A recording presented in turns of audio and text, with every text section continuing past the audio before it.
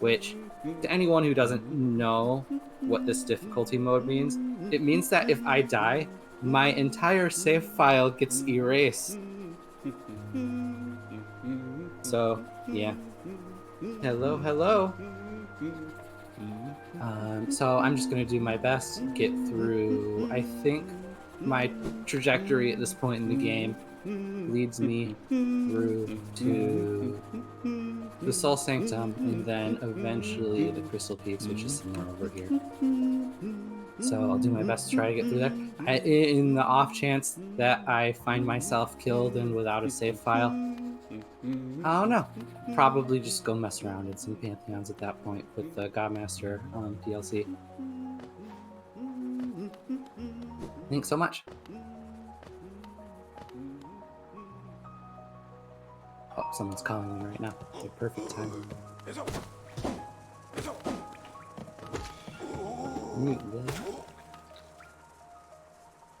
Alright, well I didn't die against the first enemy, so that's always a plus.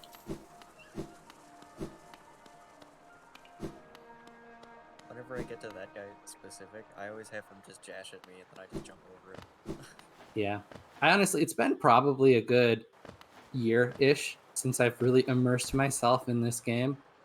So we're going to get to see some very casual strats. I feel that. And also not entirely remembering the layouts of these areas. Oh, I will never fail to get lost in pretty much any of these maps.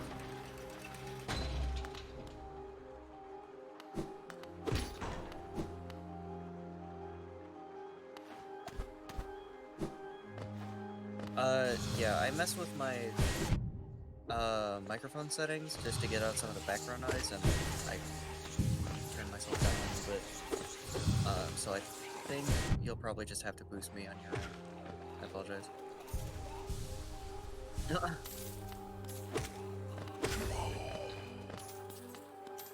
Okay, no problem, no problem.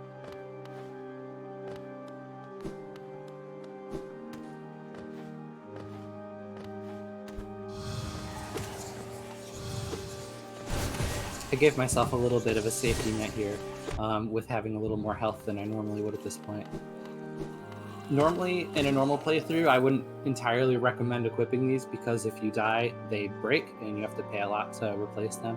But in this sort of playthrough, it really doesn't matter because if you die, you lose everything anyways. So there's not really a huge downside to equipping these very powerful, fairly low-cost medals.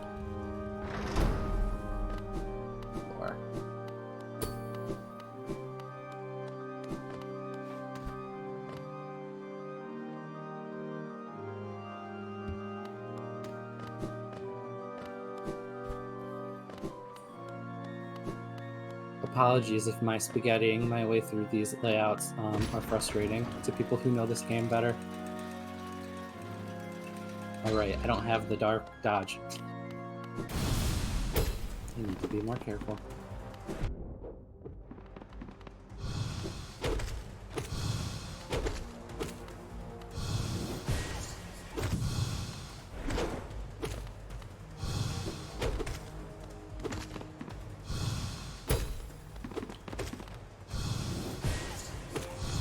It's kind of odd that this guy's even classified as a boss because he's not really much.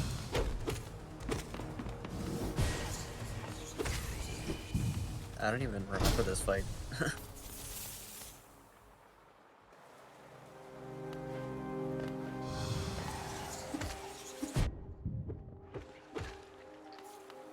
Don't even have this area filled out, really. Just blitzing. First try.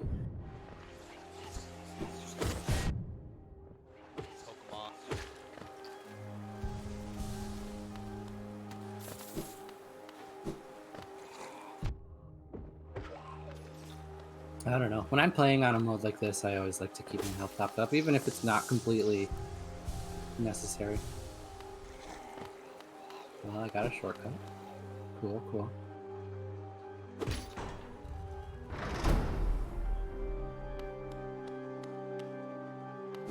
These little floor monsters.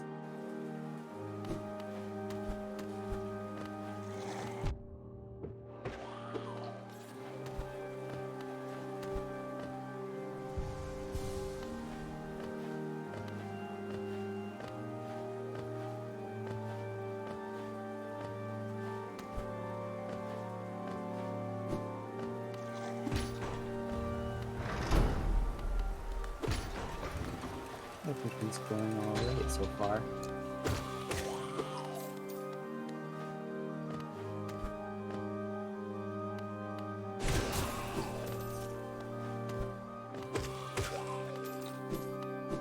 Just making my way through. The real test is going to be against the boss of this area. Ugh. Uh-oh. 2 is more than I like.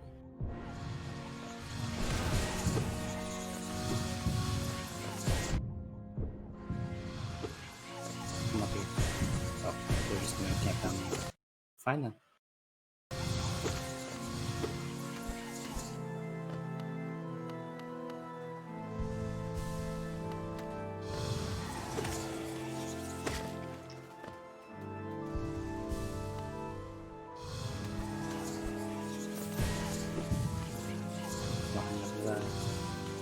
Piece of shriek yet.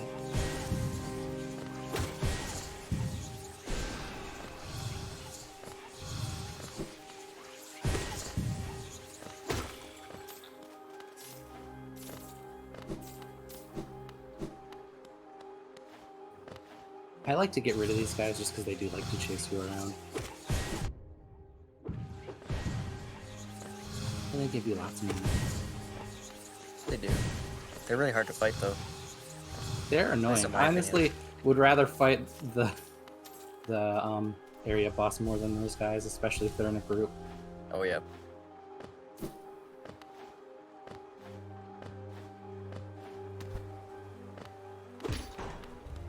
There's gonna probably be some sort of enemy gauntlet here.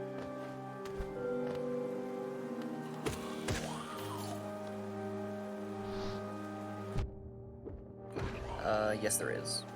There's a bunch of the butlers and stuff, I think. Oh. These are playing.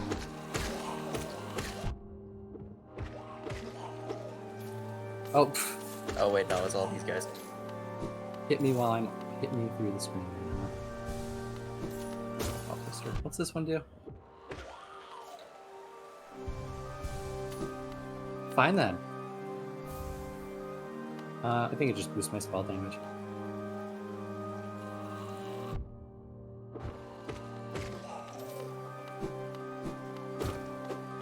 I don't know. Spells are super useful. I don't really start using them a lot until I have them upgraded. Also, we're approaching the boss.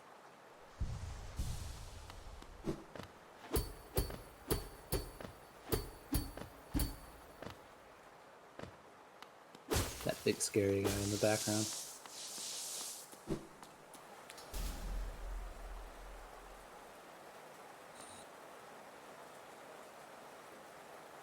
I believe in myself. I can do this. As I take damage. As I take more damage, because I try to boost through things like I have the iframes that I don't quite have yet.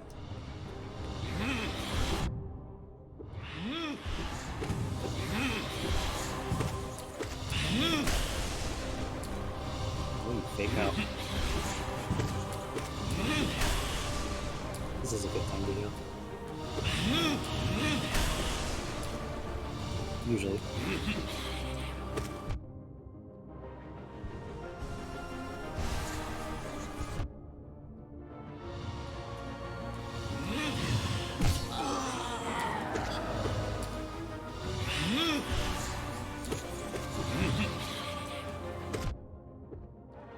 See, you don't have to be perfect at this game to handle Steel Soul. You just have to be alright.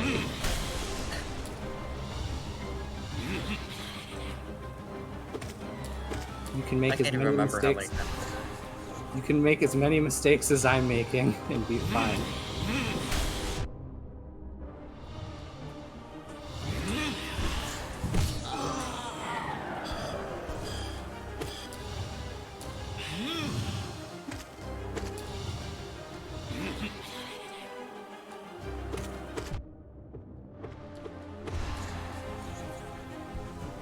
Boy, there's some areas in the game where their ground is cracked. I have to wonder how I'm supposed to break through that against this boss who is constantly ground slamming. You think you won, but he's just baiting me.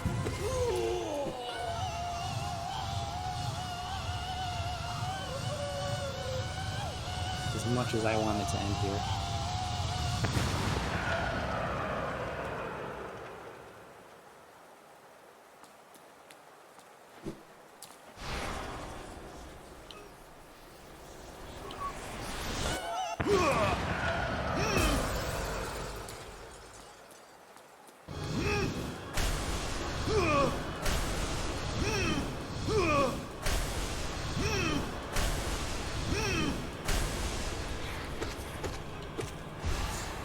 This phase is actually easier than the other ones. It just kind of catches you off guard.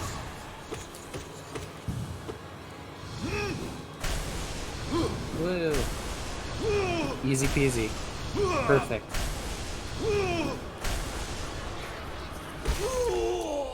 Yeah, the first phase is definitely a lot harder than the second phase. Now, the nice thing about Steel Soul, if you have to say there's any nice thing about this, is when you're fighting the hard mode versions of them in the Dream Realms, you won't lose your save by losing against them. You'll just get booted back out into the main overworld. Even on Steel Soul? Yeah, because it's not really a death. You just kind of get ejected from the dream area. That's fair.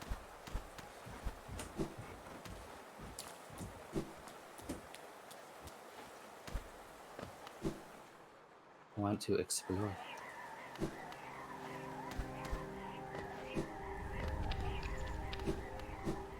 I've already got full soul. Money.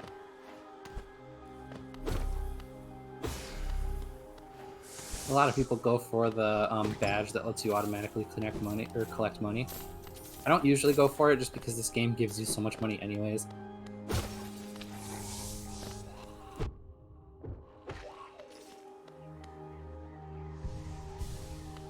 Yeah, I don't think I ever used that one. The one that I never got rid of was the compass, though. I couldn't live without that one. Yeah, the compass. So, to elaborate a little on the badge system, I'll do that when I get to the next bench. Get away. I'm gonna die to these enemies instead of what I'm actually trying to fight. Or what I'm trying to get to. There's that thing there. I'll need to steal. You can exchange those for money.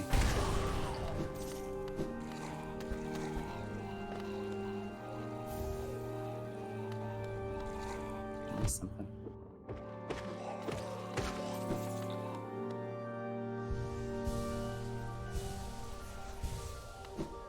Oh, there was a grub there.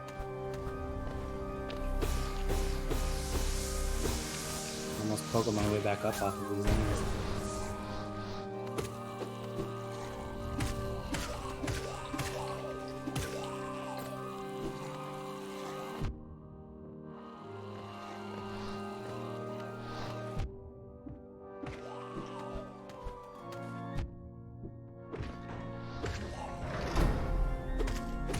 Go collect him.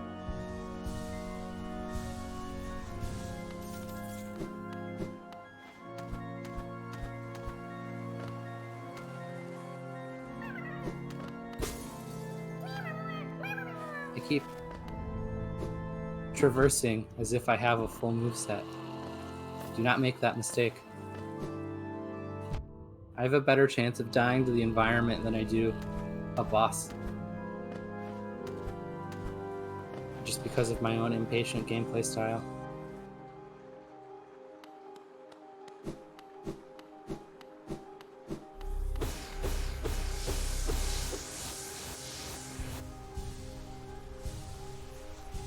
That's what I get for looking at chat.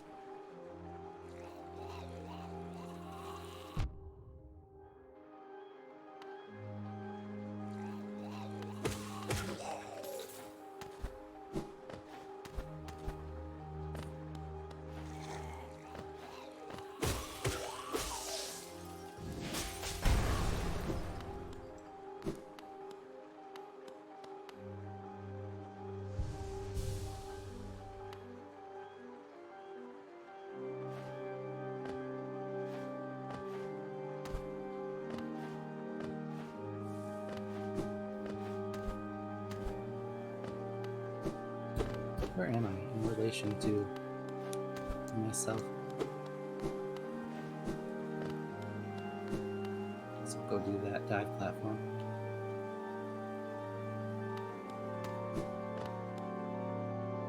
Except I went there without any soul.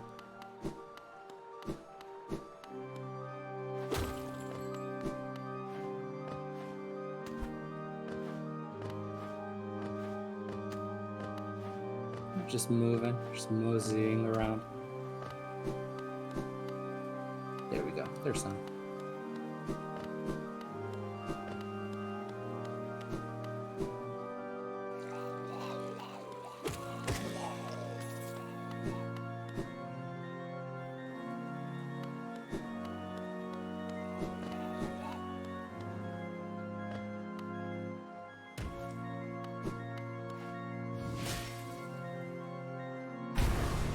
All that for a very, very slight detour.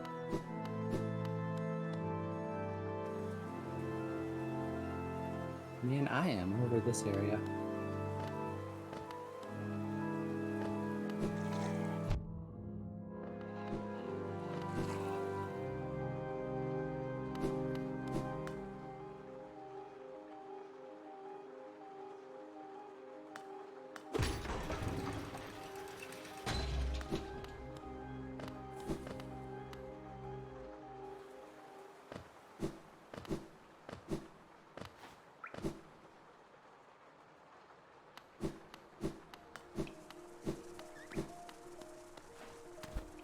There we go. We've got our nice little save point filled in that area for the most part.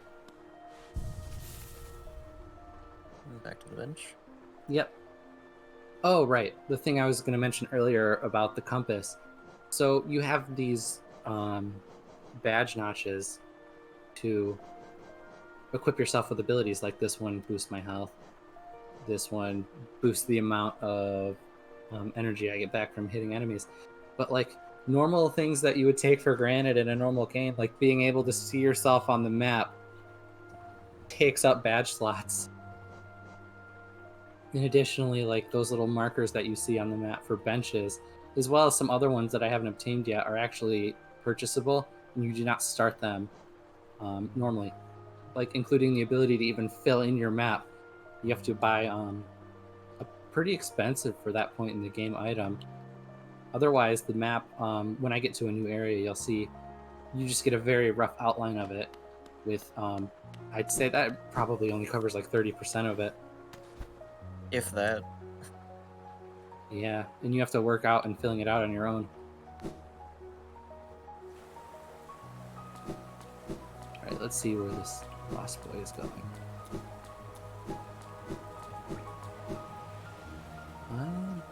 There's a... Yeah, let's just go up there and see.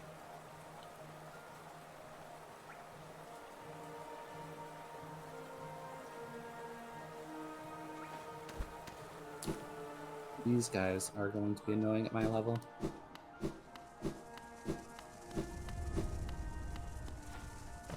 Yeah, guess not. I do have my weapon upgraded once. You can talk to a blacksmith and... Alright.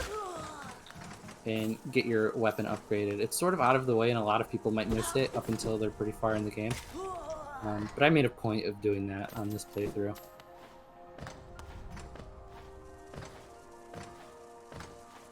Because it isn't actually that difficult to get the first ore that you need to upgrade it, but it's actually like almost harder to find the nailsmith. Yeah, he's just in a really obscure spot. Come down here so I can hit you.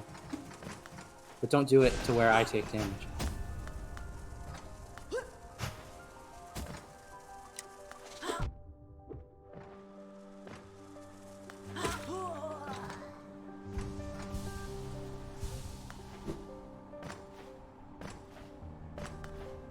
There is an item. See, I can even find a way of taking damage against even the most basic of enemy.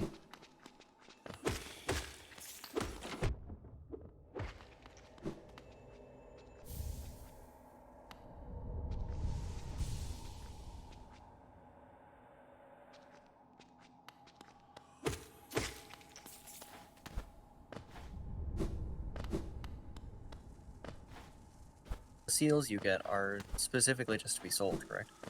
Yeah, there's a merchant somewhere in the City of Tears that will exchange them for money.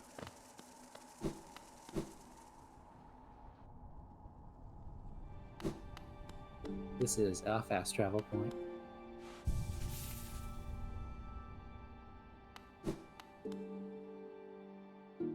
Which I will use to get the heck out of here.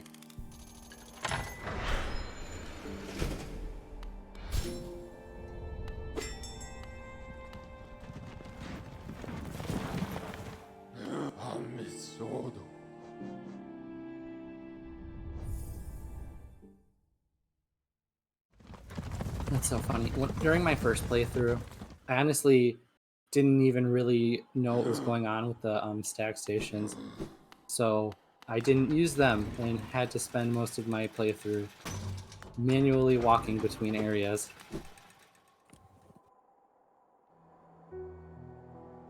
One of the interesting things about this game is that it basically doesn't explain anything to you.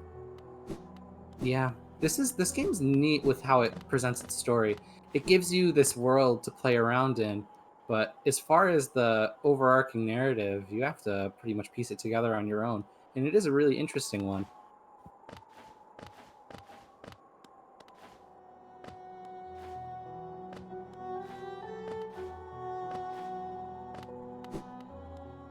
I'll try not to give away too much about it unless it specifically comes up, just in case anyone would be interested in starting it on their own. Crystal Peaks, I believe, is down and to the right. If I remember right, yeah.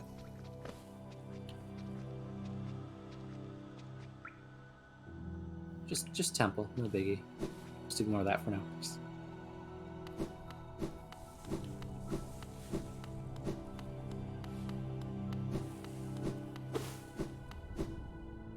Honestly, I definitely would recommend this game to pretty much anybody.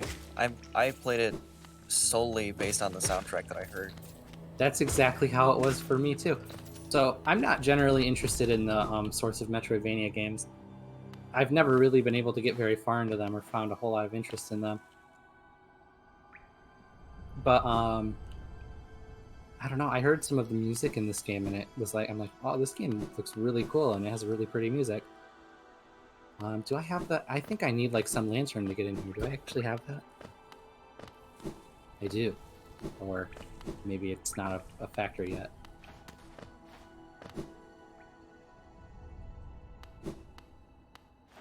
Are you okay?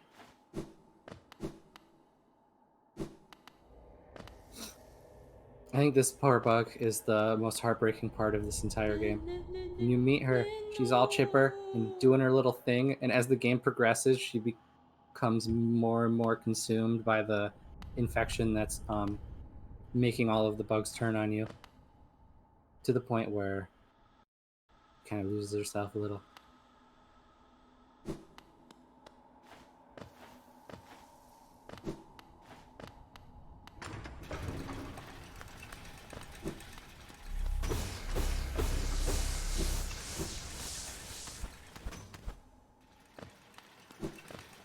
Alright, we don't want to fall. I guess I did all fall all the way to the bottom. Crystal Peak. I've always really liked this area for its art style. It's a more platforming-centric zone than a fighting one. Oh yeah, I am missing the item here. Well, I'll do what I can for now. I can always swing back over to Dirtmouth and pick it up if I have enough money.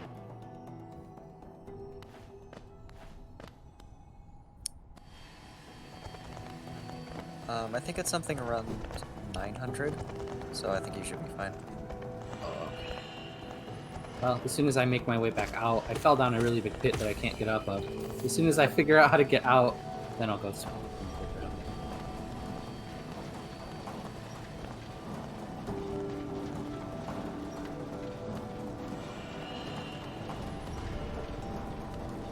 What better exploration than aimless exploration?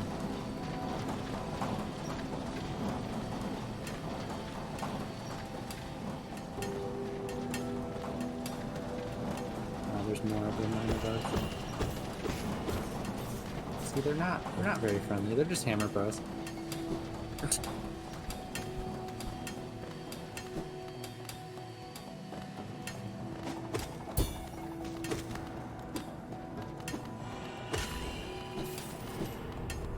the money just flies away.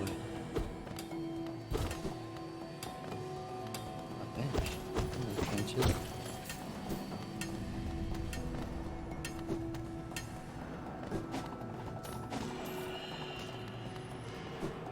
It is dark.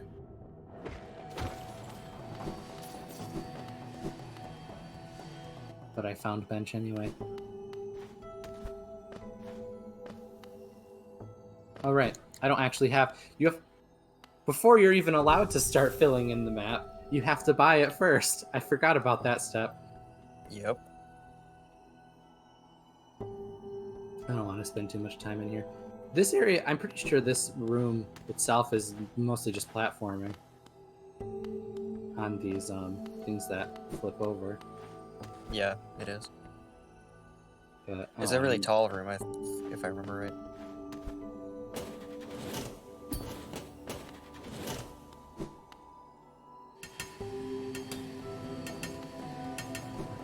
Over this side a little bit.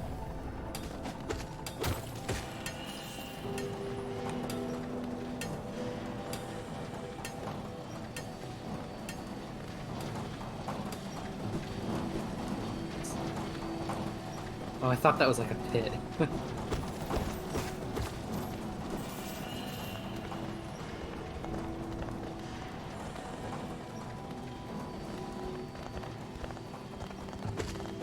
That's where I came from. So I am gonna see if I actually do have a way out. Oh, it's just darkness.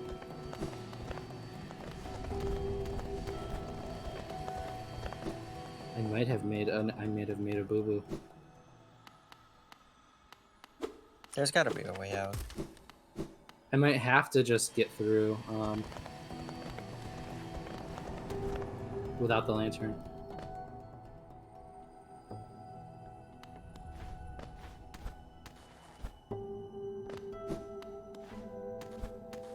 Fuse.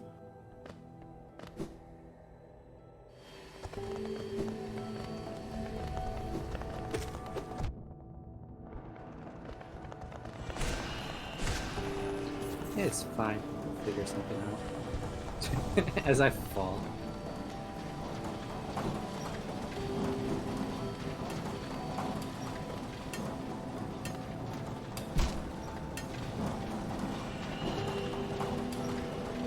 Go back to the bench I was at before and actually start moving around here, I guess.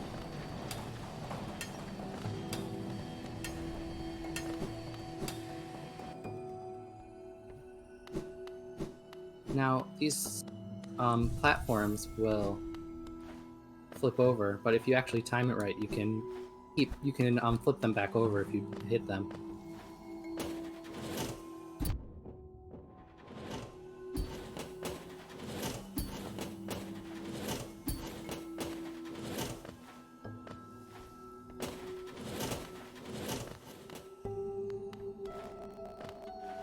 Rancid eggs? No. In a normal playthrough, when you die, you will leave behind a shade that will have all of your money and part of your soul energy, and you'll have to go back to the area you died to collect it, kind of like a Dark Souls type thing. In this playthrough, you would normally use rancid eggs to pay a merchant to manually drag that shade back to you if you didn't want to backtrack all the way.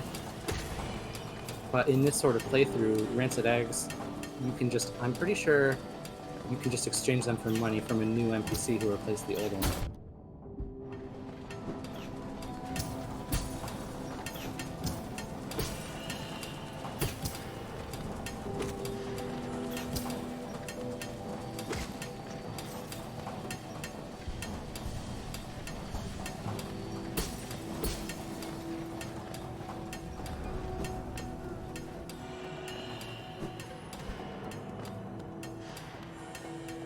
Part of why I like this game is just how open-ended it felt. Like, I have so many different areas that I can just go explore, even in this one little subzone.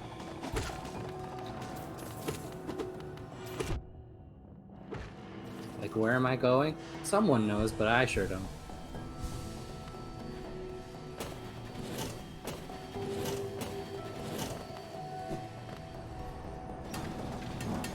Alright, there's a little platform involved here. Give it the old college try.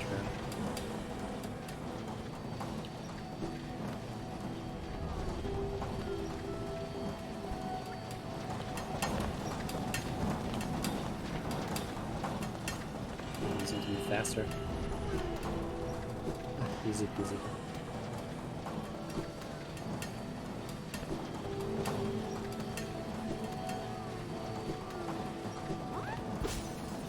Alright, I forgot those guys were just like part of the environment.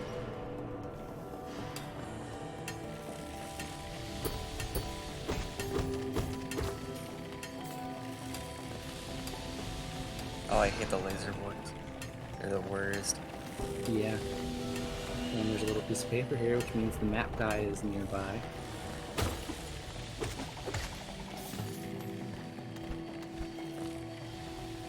Alright, this is a platforming puzzle too.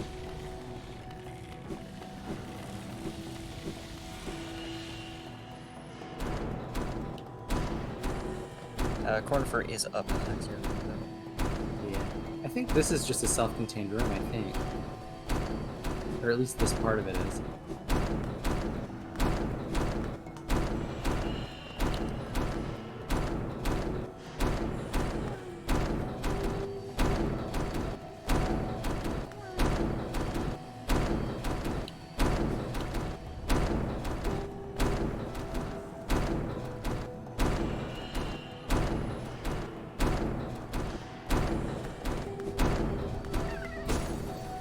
I've always liked this game's balance between combat and exploration.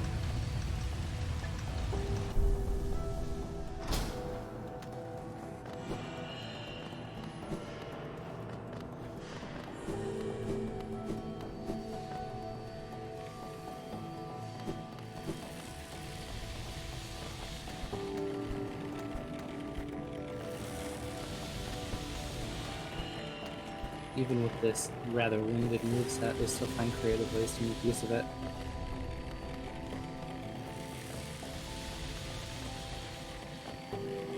There you are.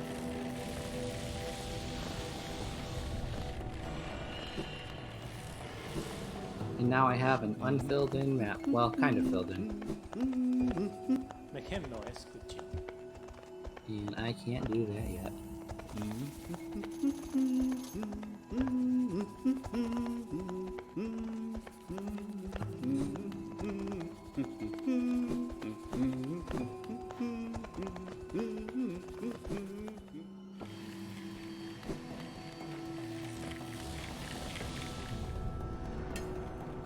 Remind me what the item you get from this area is?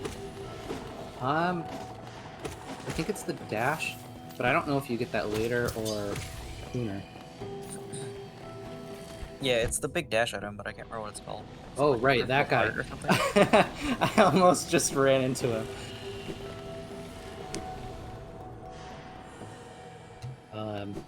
This part's a little neat. They give you these signs for a bench where you're like, oh, okay, cool, place to relax. And then they put a boss on the bench that will wake up when you get near it. This guy actually only wakes up if you whack at him. Oh, does he? Can you walk past him? I think so. Oh, you are right. Well, he's not very tough, so let's give it a try. I don't know, he killed me a few times. Yeah, Until I decided to actually learn his attack patterns, and then I was like, wow, this is easy. yeah. I actually sucked against this guy for a while, too. But I mean, all that happens if I die is that I lose my save file. Let's give it a shot.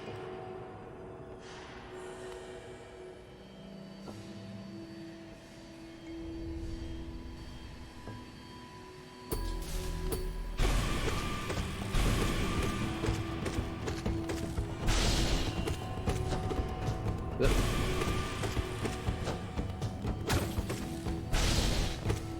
Yes, believe it or not, that guy used to kill me. Multiple times.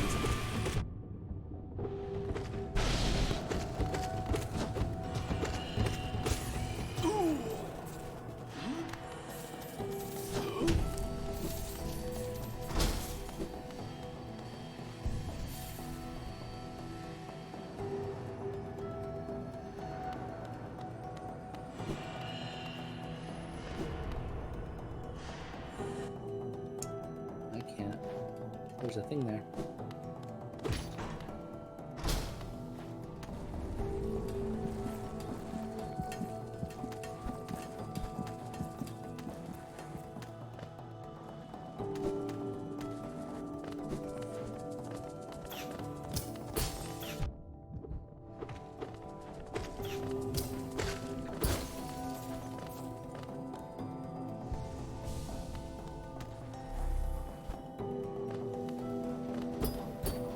Oh, and we're back here.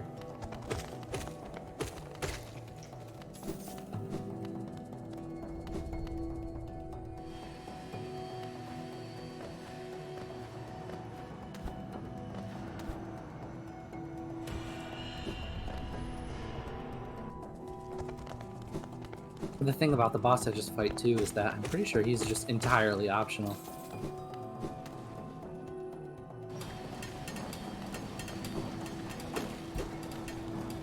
Is this where it was really?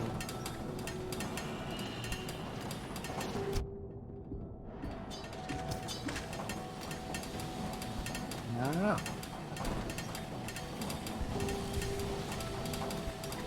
Oh, it's not be.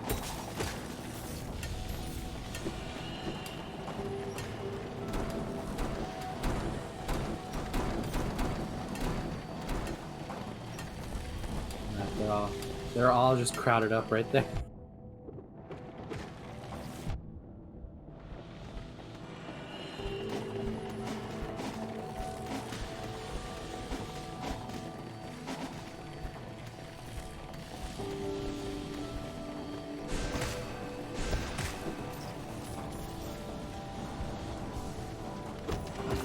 Get to that one down there.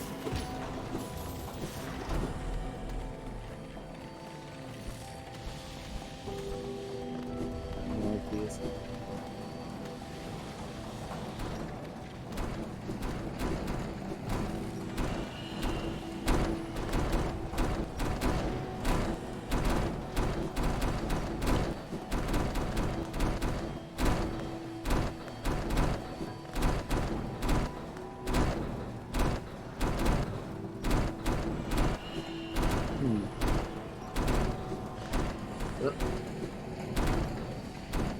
That seems a little trickier. Leave it for now.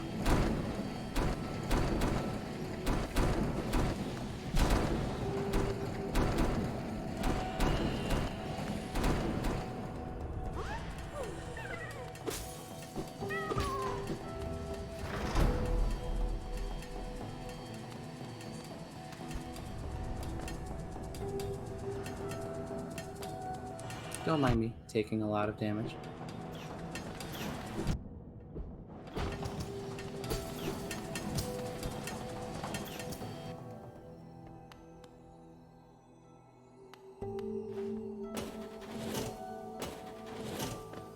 Right, now I can actually get a look.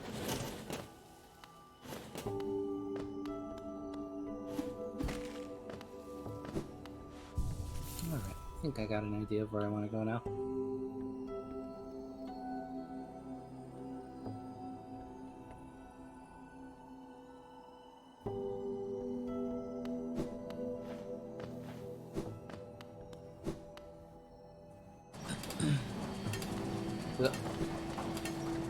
If you go straight left, you might actually be able to get out and then get the lantern.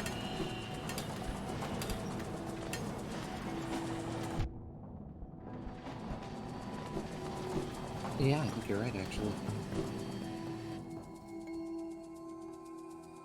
Methinks that this area is close to where you get the dash. So I think that's what I need to do. No, I think the dash is up higher and to the right. Because Yeah, I remember you're after you climb up pretty much the entire mine shaft or whatever.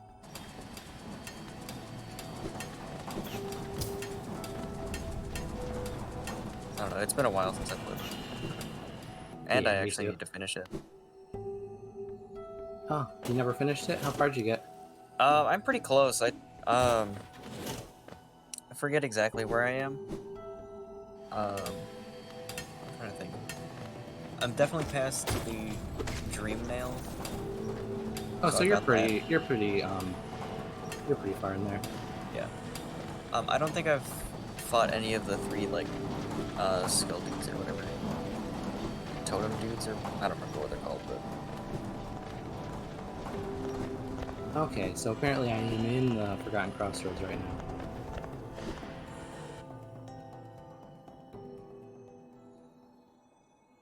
I'm just gonna get...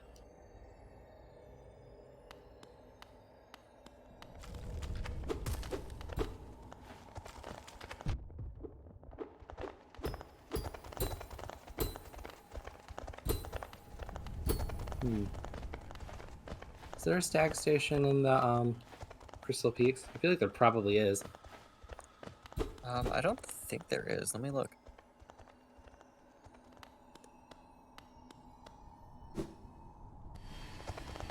Backtracking. The glory of Hollow Knight.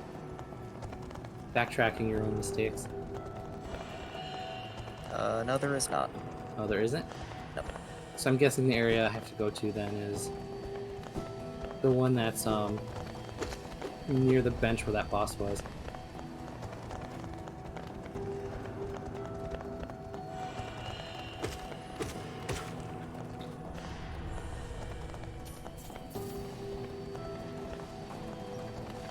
So yeah, it shouldn't take too long to get over there.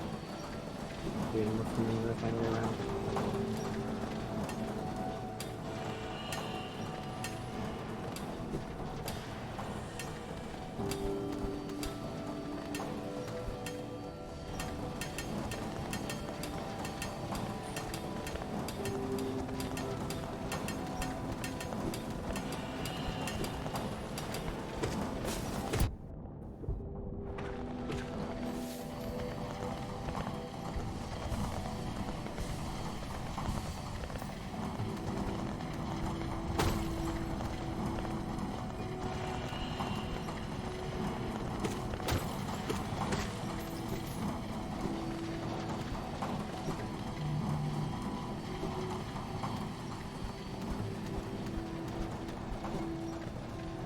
That moment of realization when you know that you're about to take damage.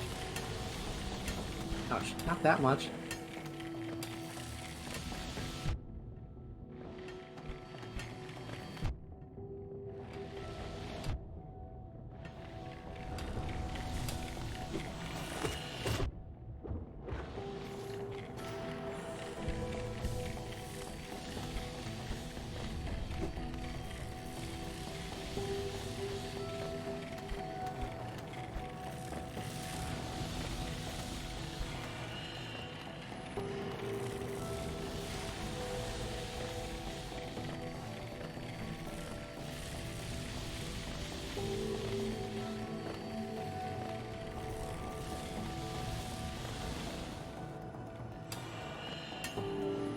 I'll try to go north once I rest at the bench.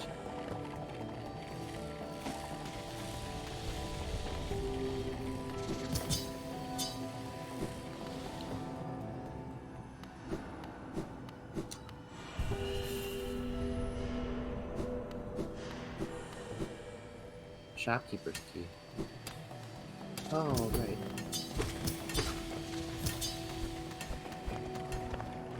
What was that for again? I think that will unlock more items to buy from Slide.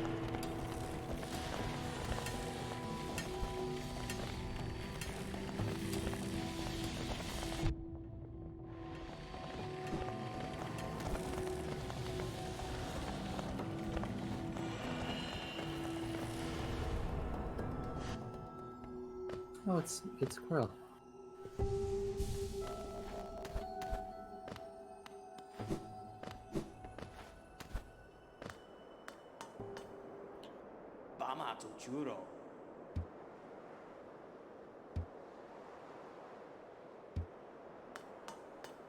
I'm pretty sure I need the double jump to progress here.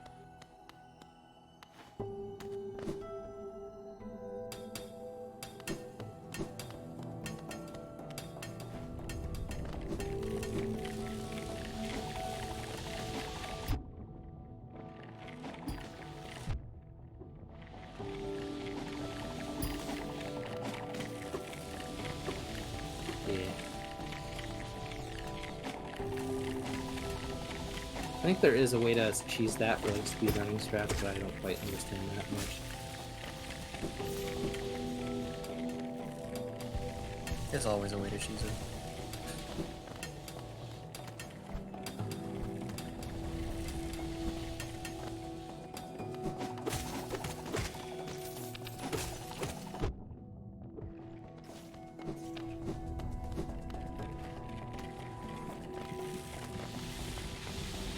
Woo. Precise.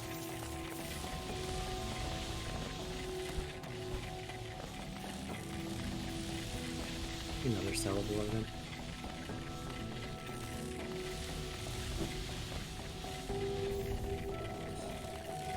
I'm glad you're doing it the same way that I did it. Oh, am 'Cause I? yeah, there's one spot where there's like missing one, so there's a slightly bigger gap, but I didn't realize that, so I also just went in between two random guys. Yeah, I know. I realized that as soon as I like found my place in line, then I'm like, I'm not really where I'm supposed to be, but whatever.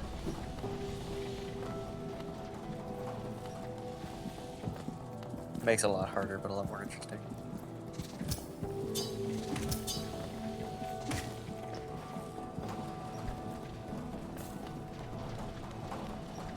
And little to no difference, actually.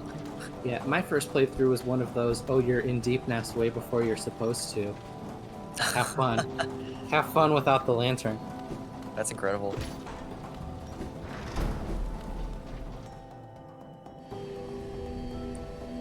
I believe this is where things start to get fun.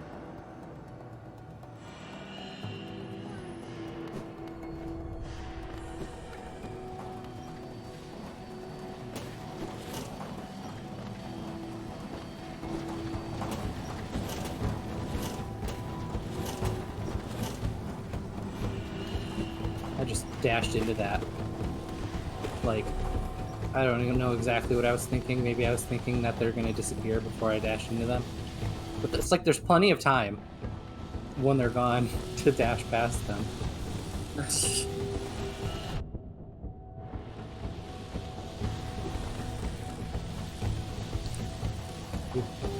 Ah, and I fell.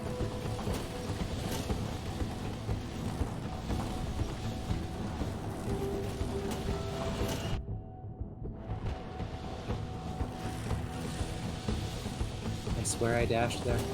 Nothing came out.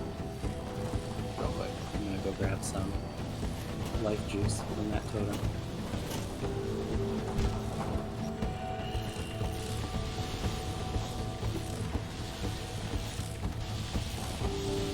It's pretty weak.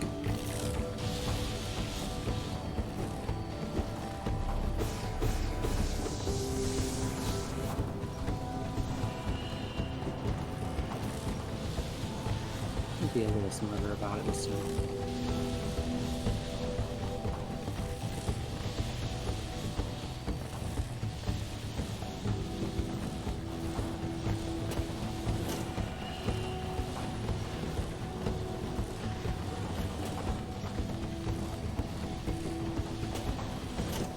I say that as I fall and die.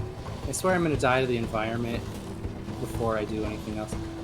I need to dip for a second in this zone so I don't get myself killed like an idiot.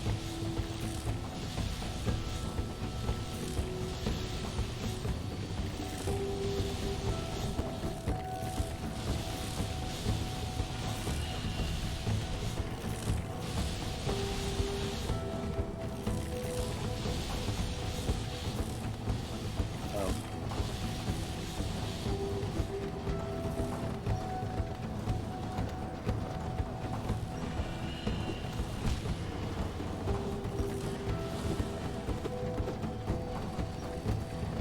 Oh, am I stuck here? Oh, I think I am. Uh-oh, stakes are on.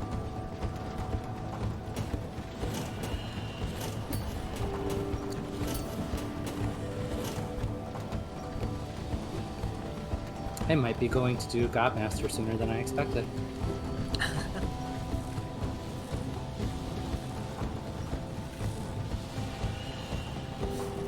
It's okay, it's not the end of the world. I have lost a couple of Steel Soul files in the past, and It is what it is.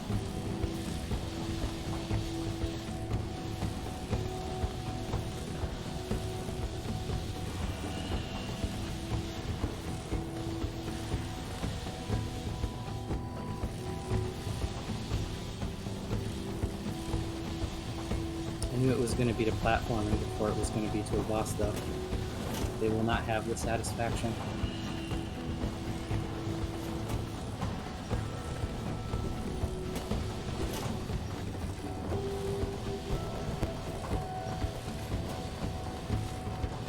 I am not in a good position. Oh, there we go. Oh. You can see me pogoing on that thing in the VOD. There wasn't really a window to do that just because I timed it poorly. So now you get to see what happens. That's okay. We got other stuff to do.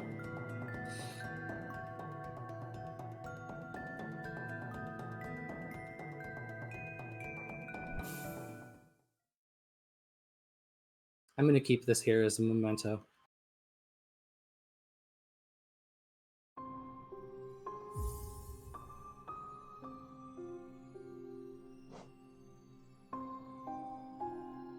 A beautiful memento.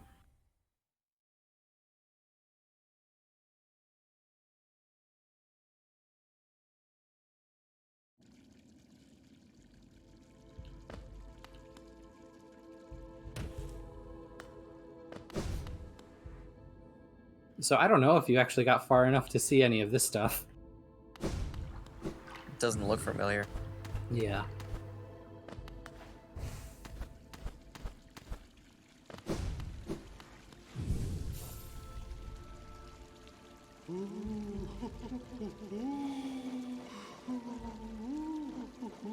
This is a neat little, basically post-game area. It's a fun little way to kill time.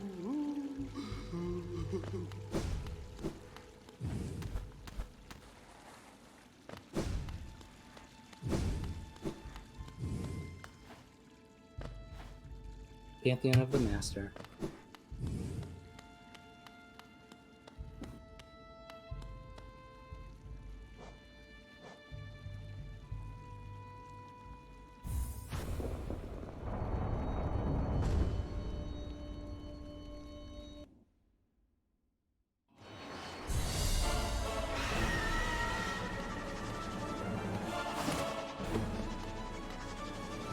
There's the...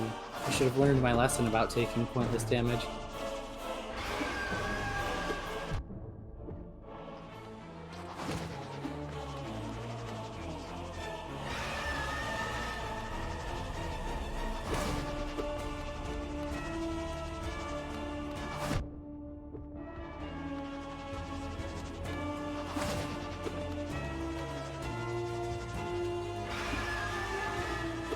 Okay, can you maybe swoop at me?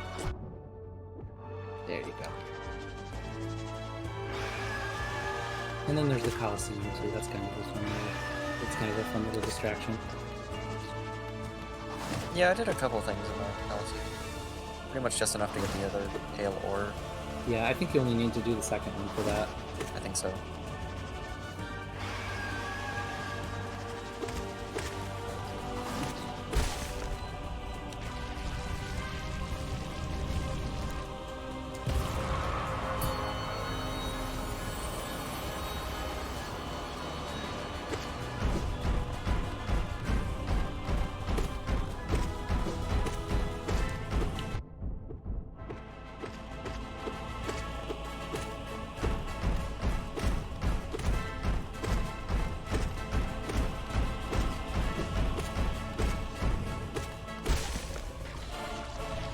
It's so funny. This guy, the False Knight, his normal fight is just so simple. His dream fight is something that I consistently struggle with no matter what.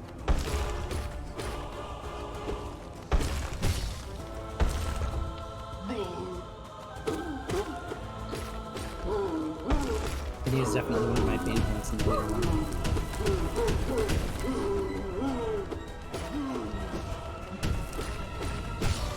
A neat little detail is that when the rocks are falling, you can actually smack them into them.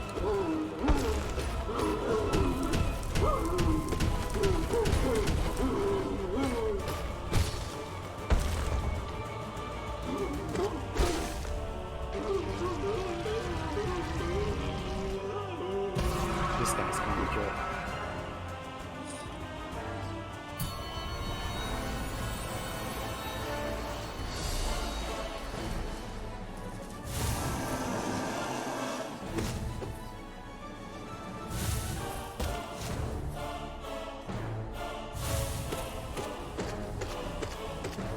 I'm kind of surprised he actually counts as like a boss. Yeah, there's a couple ones that are surprising, like the Full Master guy that I was fighting earlier.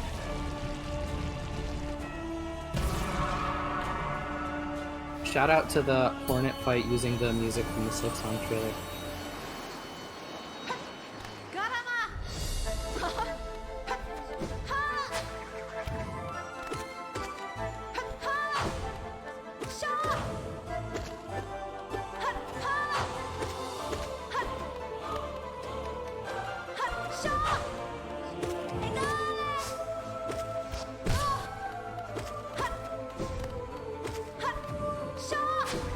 This theme is so good. For whenever Silk Song decides to come out, I'm very excited for it.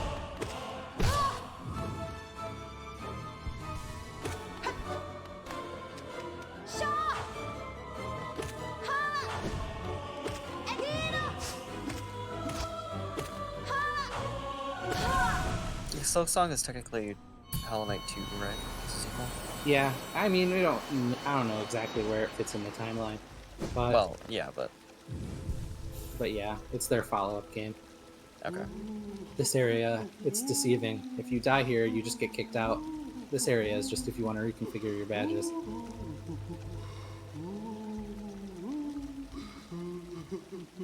How would you die here? I meant like in the follow-up bosses. Oh, okay. You okay. you wouldn't respawn at that bench. You would have to start the whole thing over. Right, right.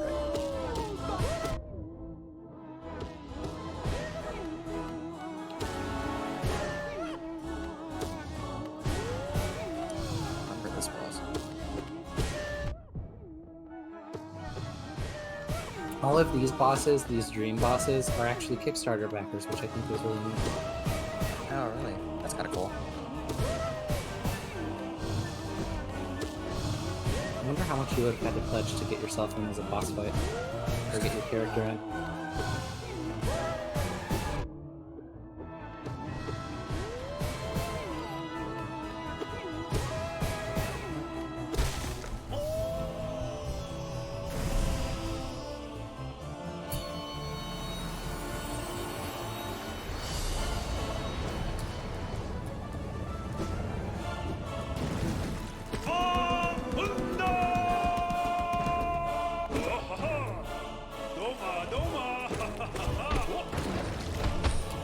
This guy. I like this guy.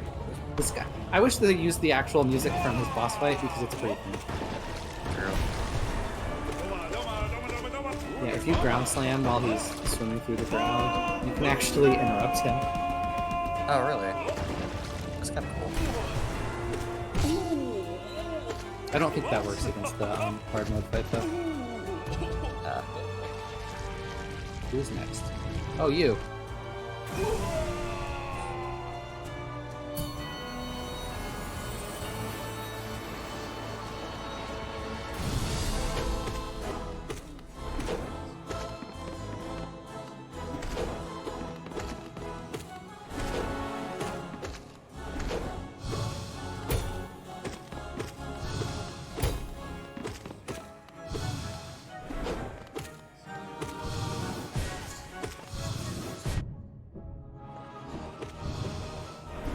This guy, if I would have made it to him in my Steel Soul file, I feel like this guy would have been a big pain point for me too.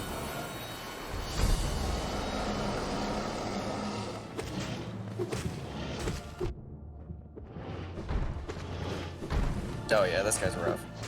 Just because, I mean, in the Pantheons, it's easy enough to just like brute force your way through it without thinking. But you don't have the the dash, and you have a way weaker weapon, so it would take a lot longer. Yeah.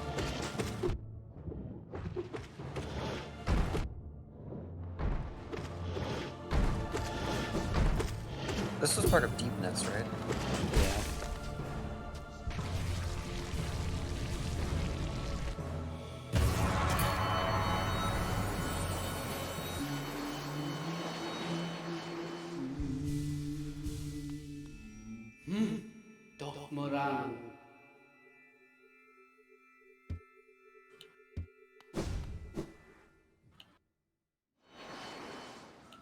Yeah.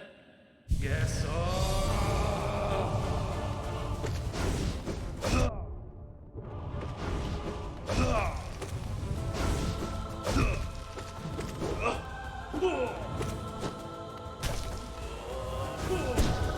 This guy's pretty tough. I think this fight is tougher than the one from the next one.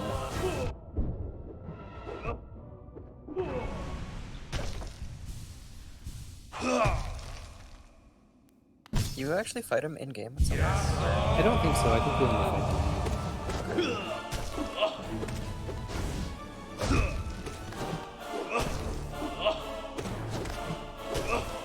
I'm pretty sure he refuses to fight you pretty much every time you talk to him. Yeah, I mean, it's not a terribly hard fight. It's just one of those be patient and wait for an opening fights like I fail to do most of the time.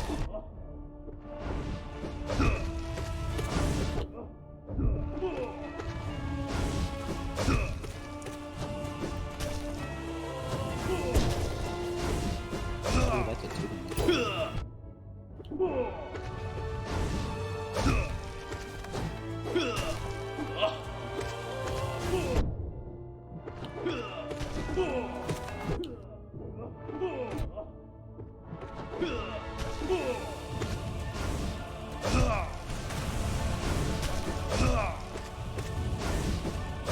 Whatever.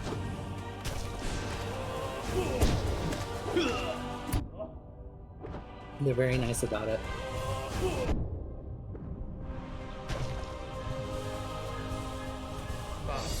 Finna.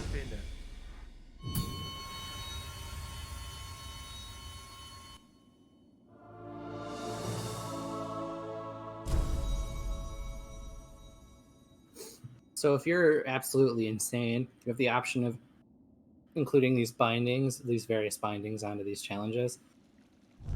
So one after the other. The nail one reduces your attack to its base level, as if you didn't have your weapon upgraded at all, which would make these battles take significantly longer. Shell reduces your max HP to 4, I believe, 4 or 5. Charms makes it so you don't get any of the charms you have equipped, which I don't know how much I agree with that one. Just because a lot of gameplay styles are built around charms, so without them, you're pretty limited. And Soul makes it so you can only have up to 1 charge, so you can only heal once at a time. You have the option of doing 1, multiple, and then there is a special reward if you manage to complete the whole challenge with all of them on at once. But that's just one of those mega scary completionist things.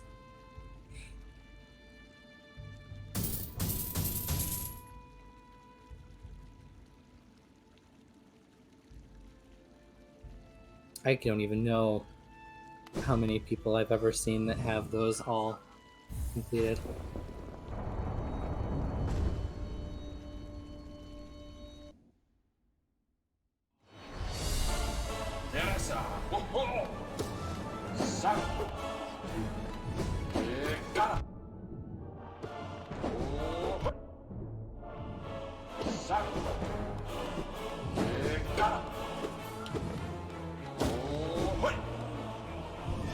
I specifically remember having so much trouble with this fight. Not because he was hard, but because his attack patterns were just, like, so predictable, I would just walk straight into him. You just missed. I'll take it. You take those.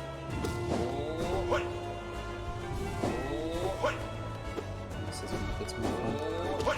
I honestly don't really remember this guy at all.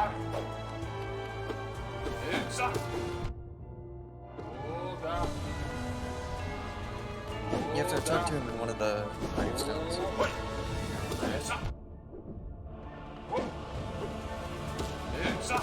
You. At least I had the dignity of dying to platforming instead of dying to you.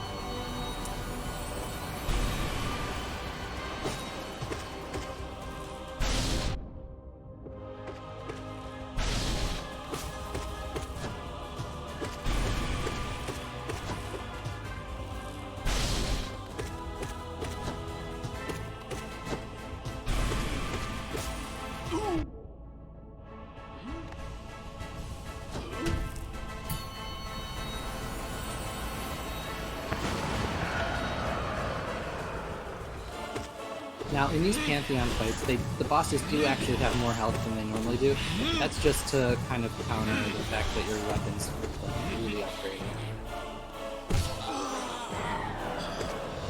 So even the early game bosses, if you were to fight them with the nail binding on, they would still take longer than they normally would, even when you were at that point in the game.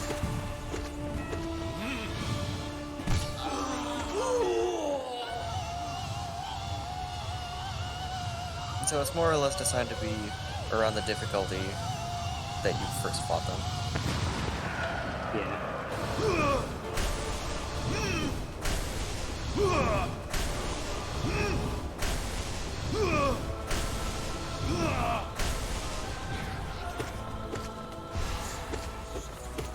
Of course, having the more movement helps too, like having the double jump and Oh yeah, absolutely.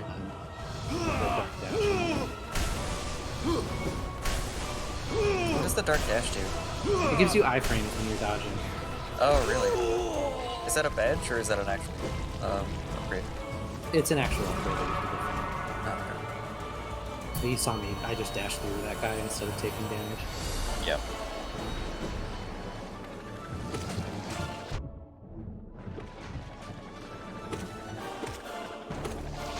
My toughest challenge yet.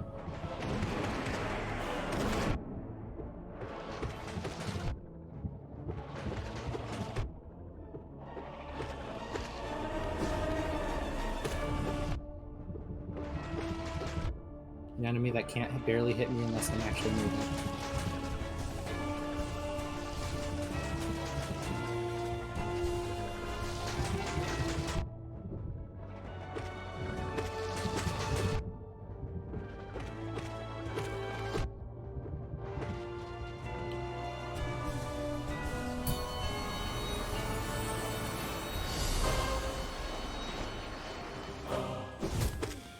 This is a fun one. I really like this one when I did it. I put it off for a Tremendous while arc, though. I put it off for a while though, so I was pretty far upgraded when I did it the first time. I know this fight is a roadblock for a lot of people starting out. I don't remember at what point I actually did this fight, but I mean, obviously palms were sweating, but it actually wasn't too difficult because it's there's actually only a few different attack patterns that they do. Yeah. So There is a it's just tougher version of this fight in the Pantheons where you have to fight all three at once, Oh, yeah. but that's not in this one.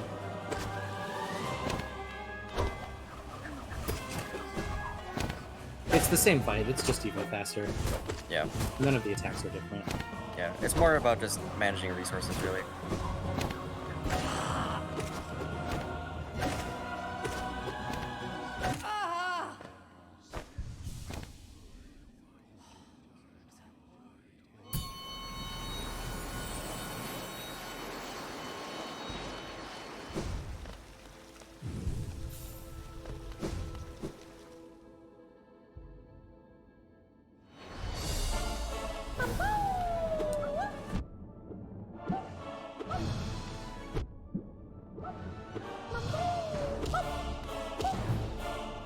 This boss is just proof that I shouldn't play ping pong.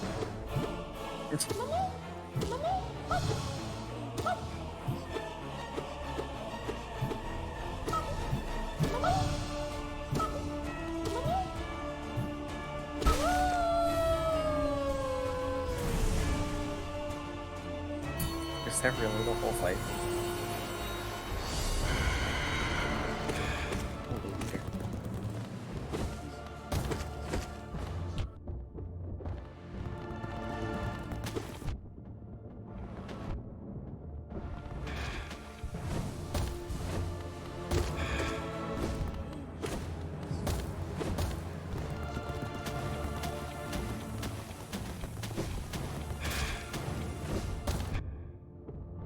Mask is a scarier fight in concept than he is in execution.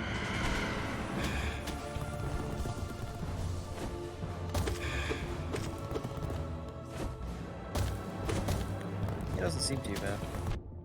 And also, if you're against one of the corners and he charges at you, he can hit you.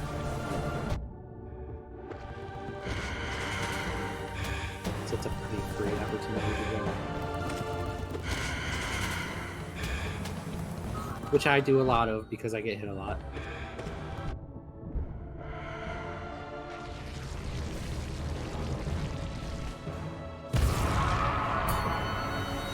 Depending on where you are in the story mode, this fight can go from pretty easy to absolutely terrifying.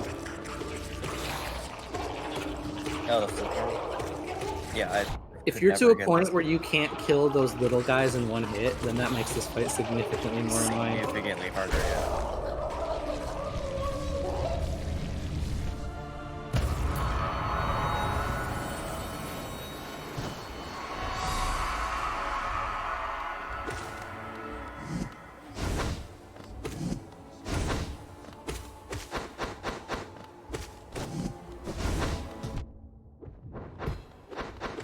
I do remember passing this fight in terms of how far I am. Yeah. This guy's not too bad. His hard mode fight is a little tougher though. Yeah, I could never do a stream fight. Just because that one like spawns little ads everywhere.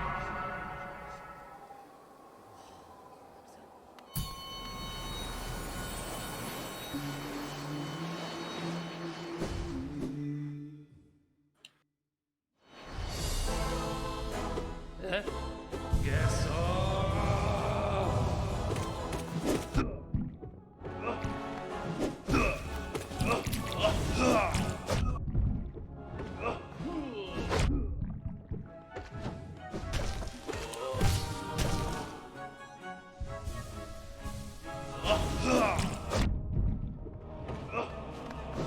I need to actually watch what I'm doing and not completely daydream.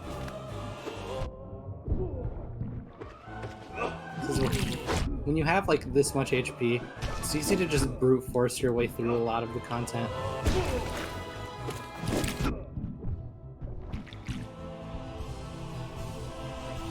The next one though, you have less of a way to cheese.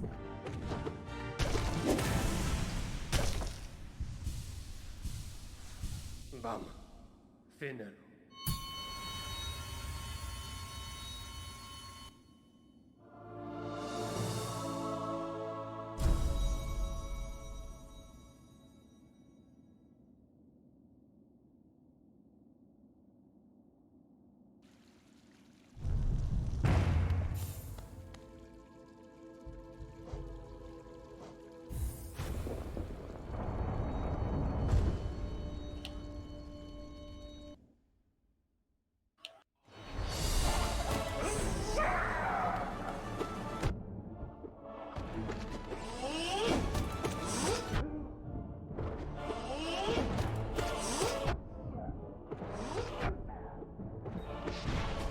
I was never good at this fight, even when I did it in the main story mode. Where did this fight show up? I don't remember Hive Night. There's a hive area where all the bees and stuff are. At least they put in a free guy afterwards.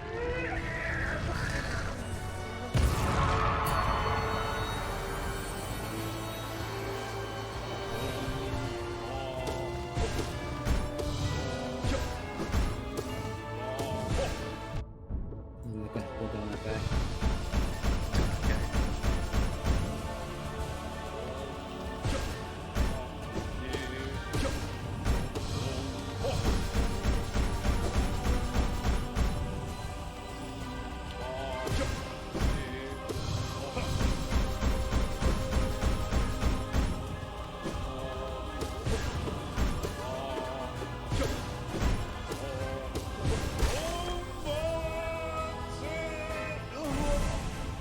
This guy.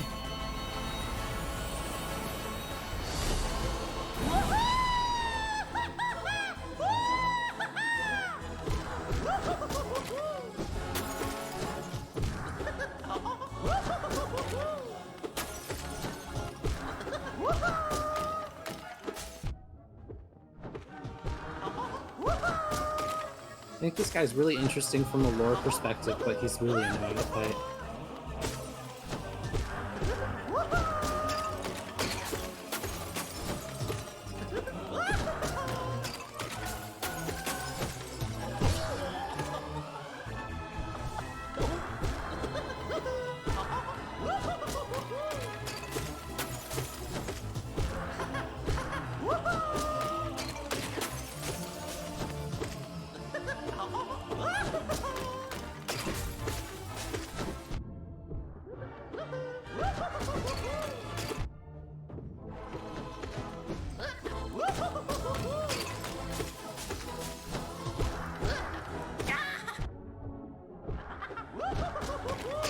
Oh, he was one hit away.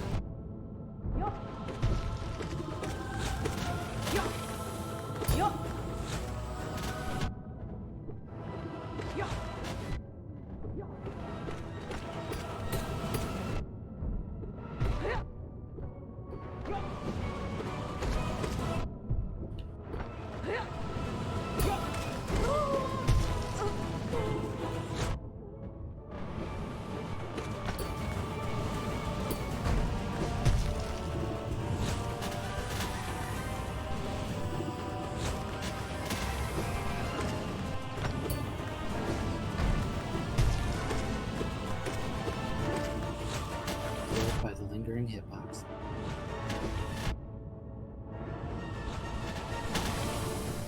You will need to hurry up and die.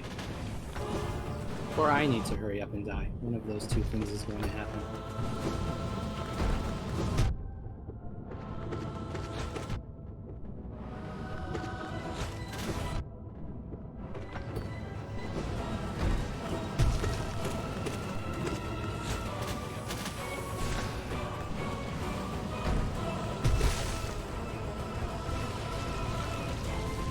Oh, he put me up against this guy right... Oh, so interesting.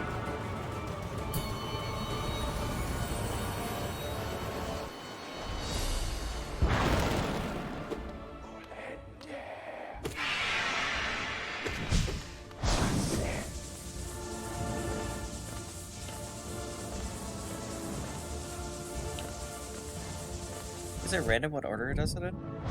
No, it's in a set order. I just don't remember. This guy's one of the more tricky guys.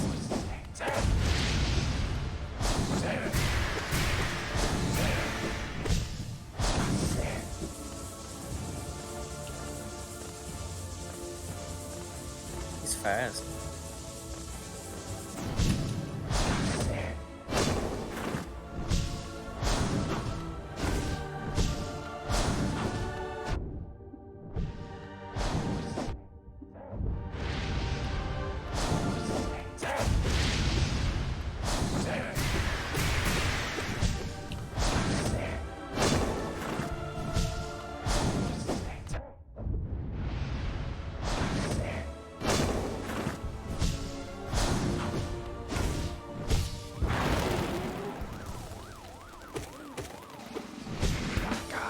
I wish they would have kept his music on. It's pretty pumping.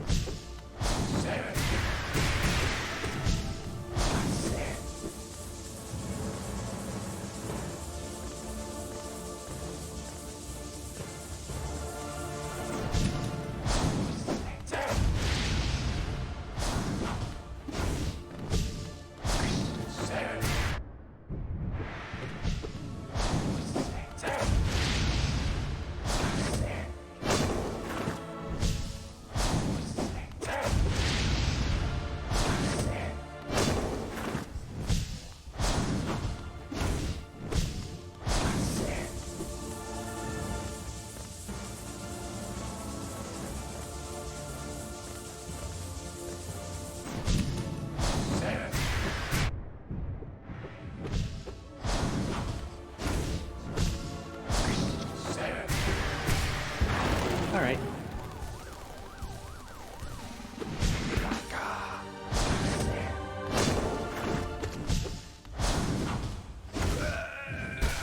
That wasn't even the end.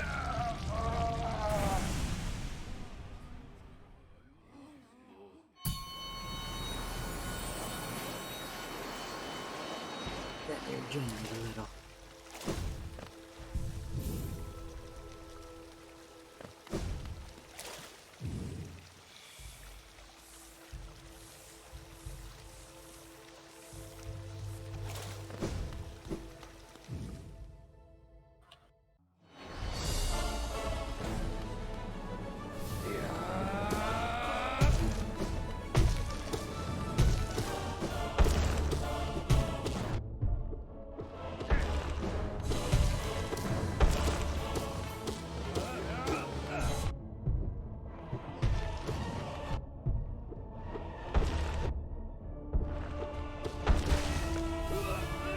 Oh, this guy's tricky.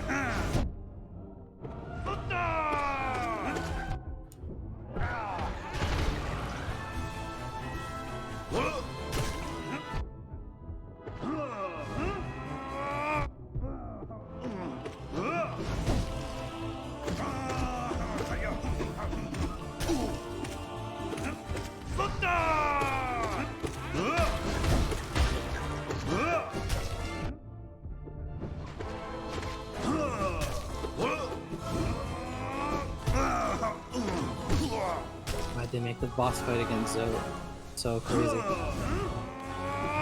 It's because he didn't do any damage like for He's any getting- of the other fights. Getting revenge for the earlier one.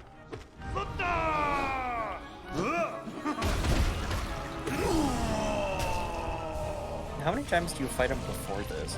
Because it's at least like 3 or 4. His boss fight is weird. The time you fight him in the Coliseum, he can't even damage you. Like, he's just running around. The dream fight, though, every time you fight him, he gets tougher and learns more moves up to a certain point. In that version that you fight in the campaign, this is max 1 before he starts powering up.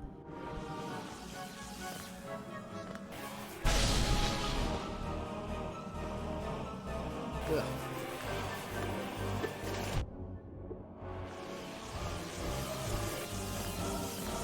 When you're doing this fight in the story mode, you have a partner helping you.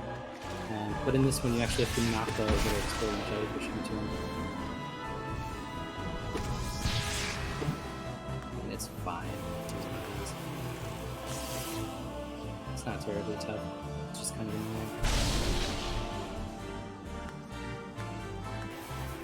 Is this the boss of the Fog Canyon then?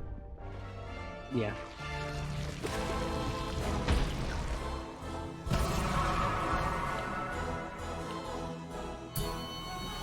And we've got 1 or 2 in the match.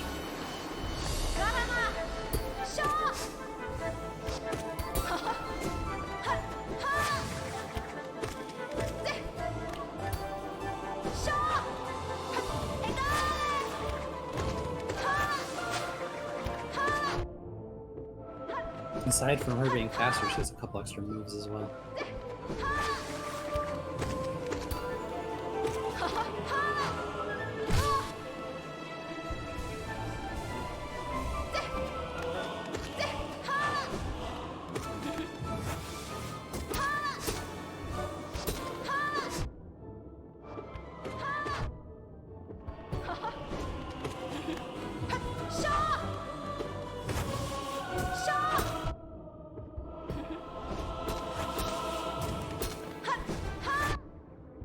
The way she goes down pretty quickly.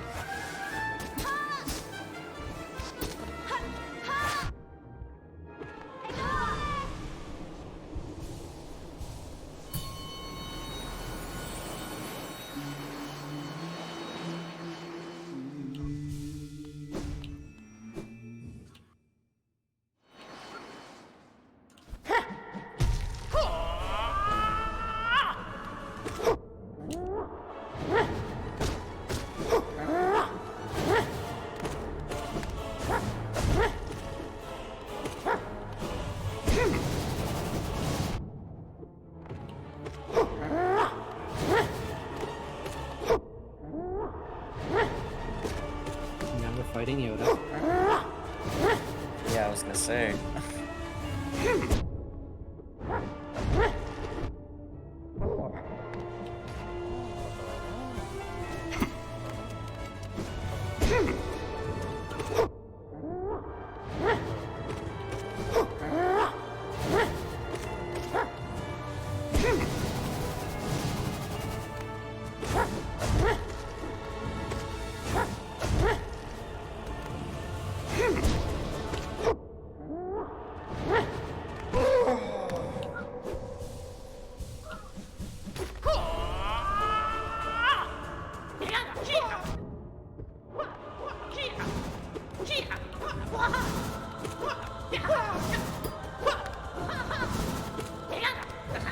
Gosh, this guy needs to relax.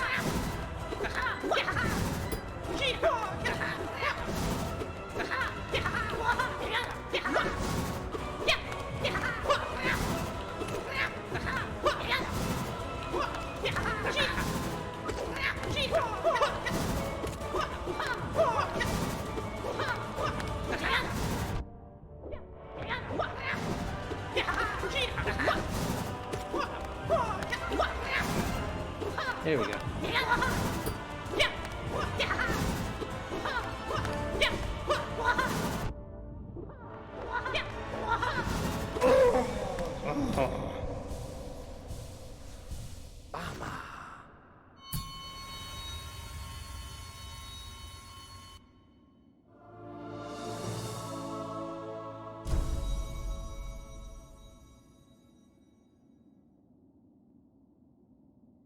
That's fine.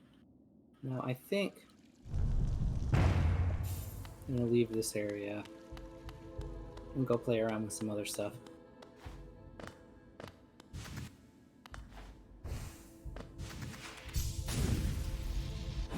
Maybe come back to it to fight some of the tougher guys.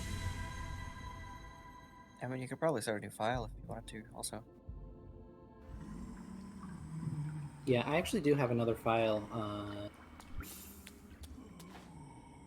that's near the same point that I started at that I can go back to.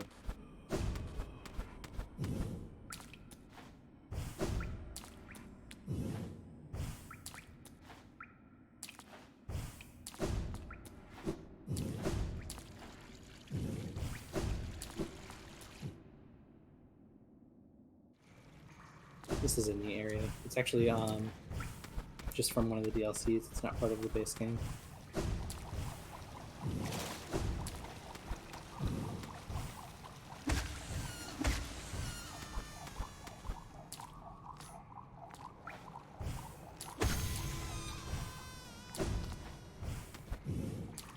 And then it dumps you off right around where the blacksmith is, actually.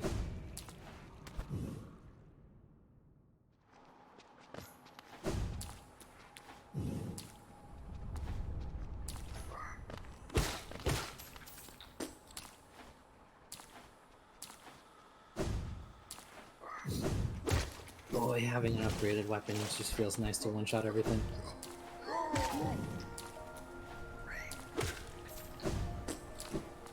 Alright, I don't have the thing. The compass.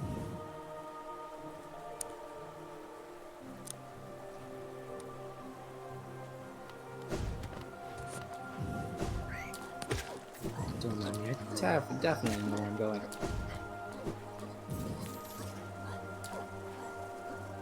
I'll probably throw it on when I get to a bench, though.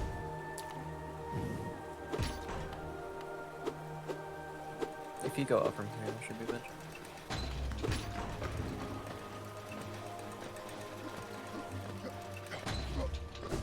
Yep, right here.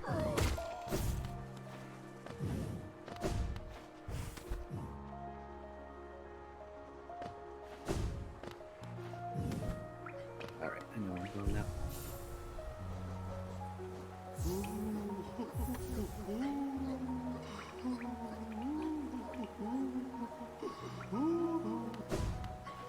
Oh, made it. Thought that one went higher.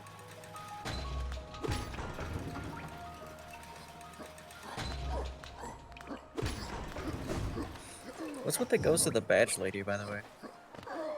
Oh, when you collect all the badges, she'll give you like a little bonus, and when you're at benches, your soul will be refilled too.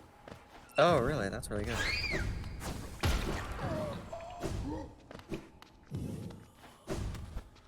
I guess that explains why the lack of hot springs.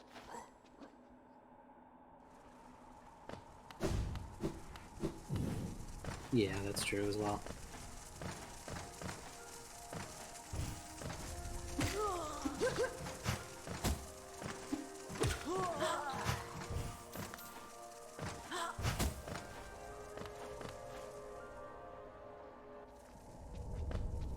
Also, let me pull up the map. Look at how enormous this world map is. This game has a lot of quality content.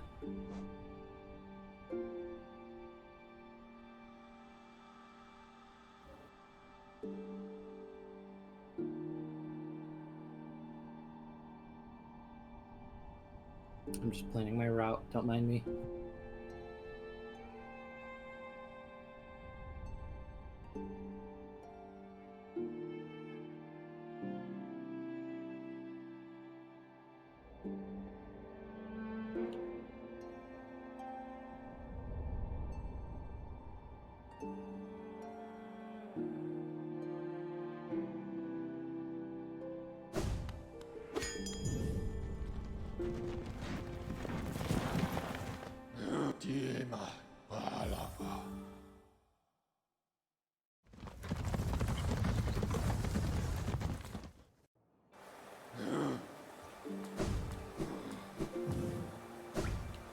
This zone is big enough to where you can have multiple fast travel points in the same one.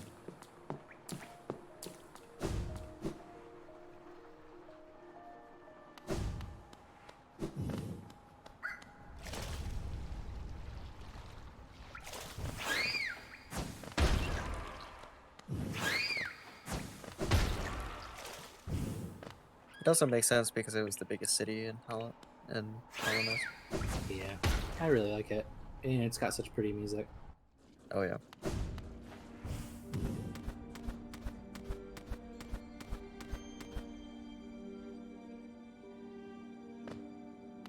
Getting a nice little tour of the world map.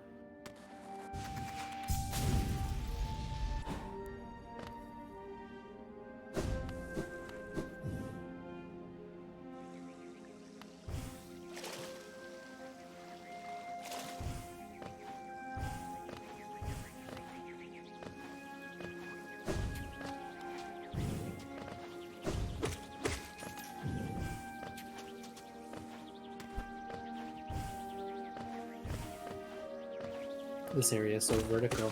It's one of those ones you definitely don't want to fall off of.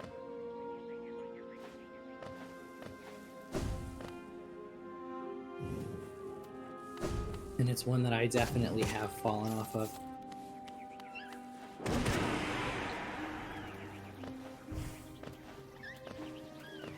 It's pretty annoying to do without the monarch wings too.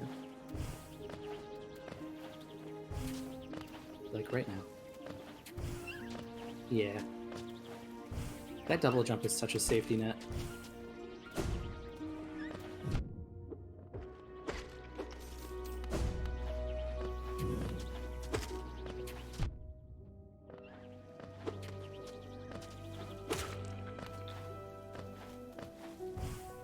I think that was what I was planning on getting next. Oh, do you not have them yet? No.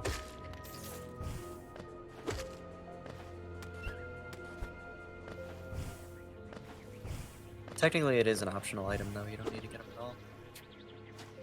The double jump? I'm pretty sure. I think you need the double jump. Unless maybe you need it for like the true ending and you don't need it for the starting one. I don't know.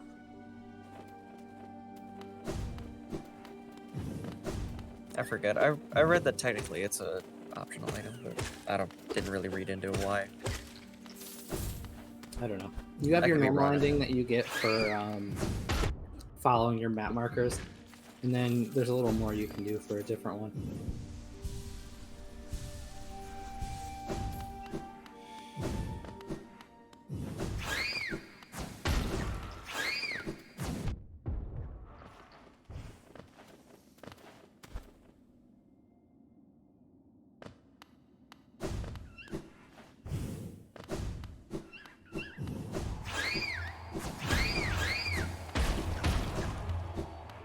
do some Colosseum for a bit. I mean, my other option is the White Palace, and that's always fun.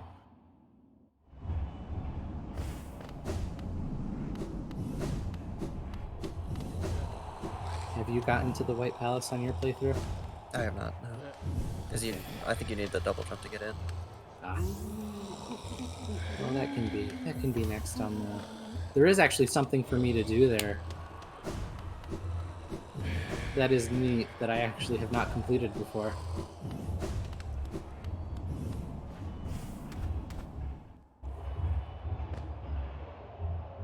That I'll probably do next, and everyone will be able to suffer with me.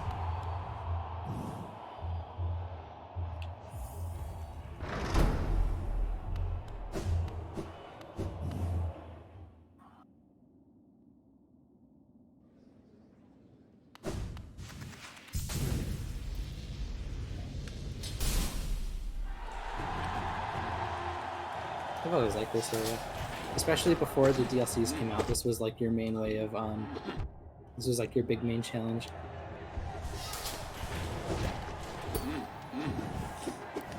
Is the Pantheon technically DLC then? Yeah, it's DLC. I mean, it came out as an update. It's not like Right. DLC in the normal way where you would have to buy it. It was just an update, but it did add a lot of stuff. I didn't want to go too far into it. One, because I don't know how well I do in the future Pantheons. And two, there's a bit of spoilers in them too. When you get to the later ones. That's my excuse, spoilers. But here, it's all chill times.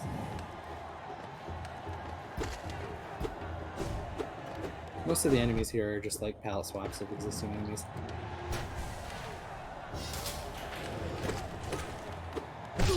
Most of them aren't even like palace swap. They're just straight copies.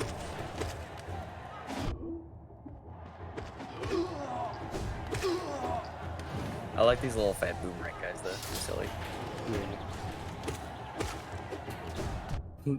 The enemies that shoot the 3 projectiles are just cruel. Yeah.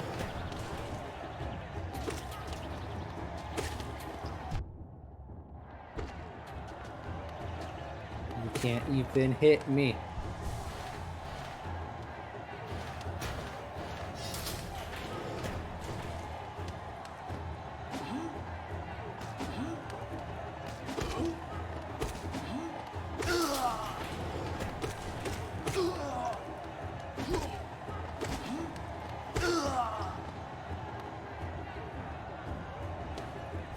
Like being able to hit them through the platform.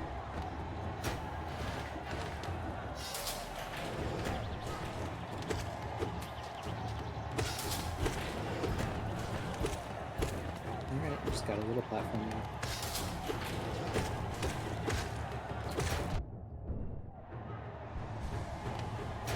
You're the bane of my existence.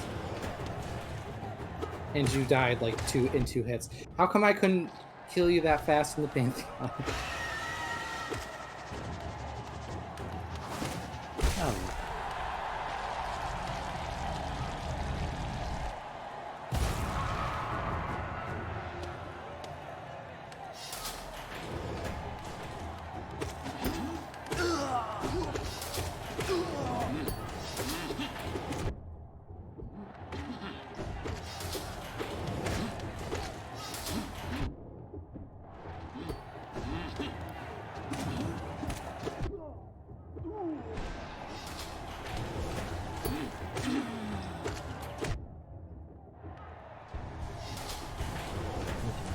Isn't it?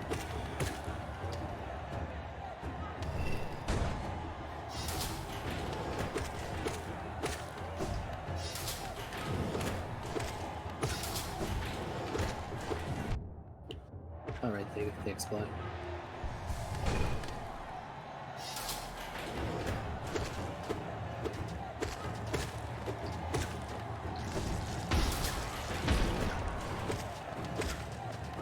Bigger ones.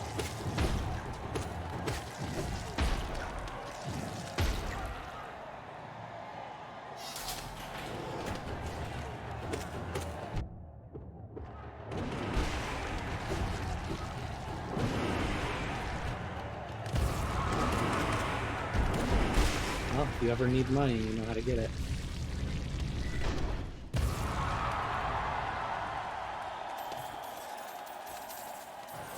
Yeah, you always get tons of money finishing these guys.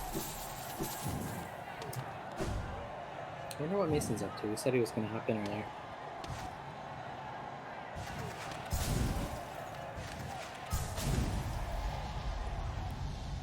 I think Spoon said he was going to. It's all good. You're stuck with me. You're stuck. Whoa. Yeah, I appreciate it. Nah, I'm gonna be here all day for Terraria anyway, so. Yeah.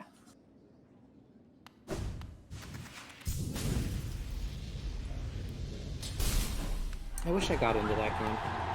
I really like it in concept. It was just one of those ones that I never really had time for. Well, now that the last update came out, you definitely get back into it. I have it on like every platform. I don't know. I've always enjoyed those ones, especially where you can flex your creativity. Oh yeah. Definitely tune into Terraria next. Run by yours truly and leader of the Myriathon, Mr. Abandon the Myriad.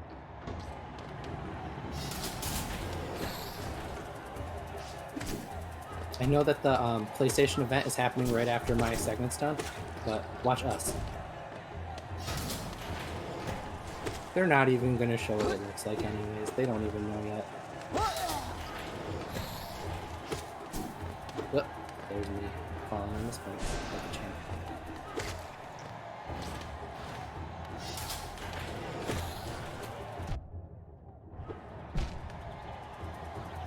Things are getting a little more hectic.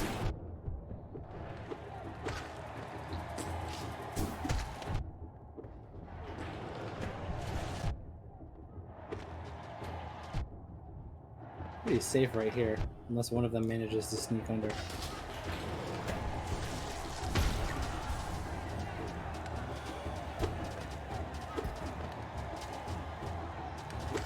Give myself a little after all that fun in there.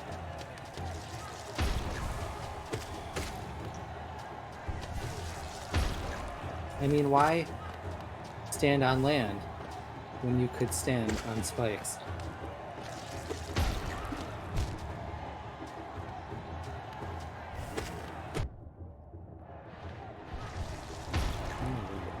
Right, these guys.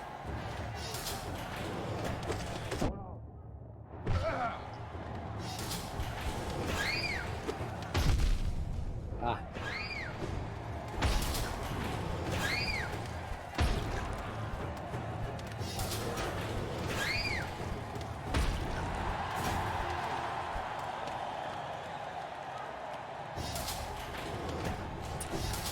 I like how you can just wall jump and get out of it.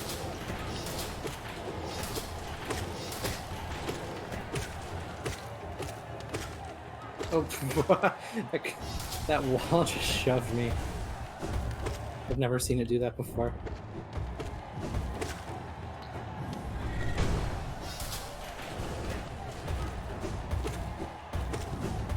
Whoa.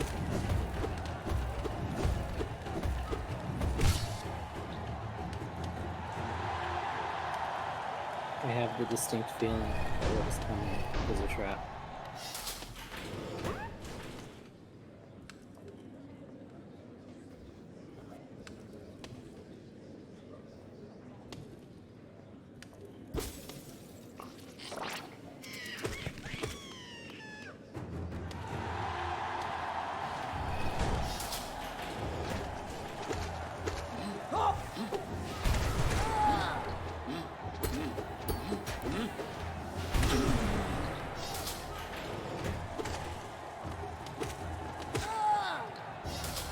I always forget that the dive actually does damage. I really like the dive.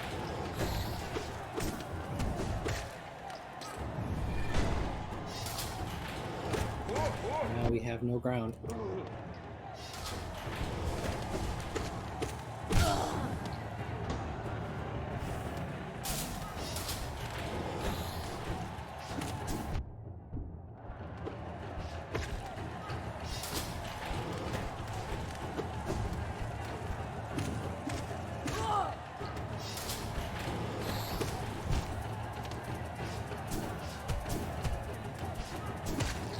Uh,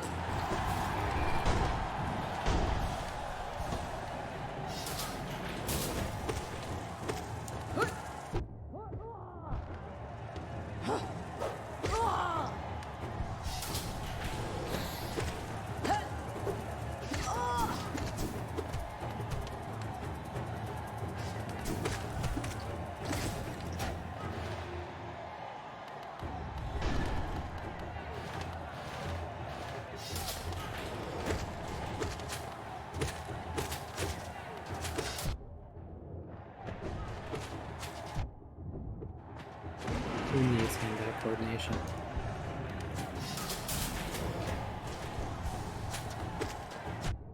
If there is damage to be had, I shall take it.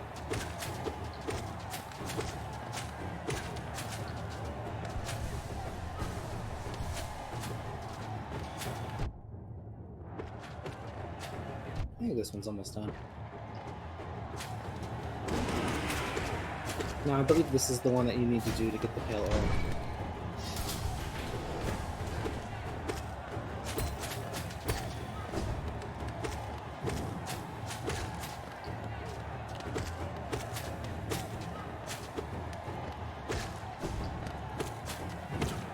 I think the signpost itself said something about rare mineral, so I think you'd be correct. I don't recall what the third one gives you. It probably gives you a time slot or something.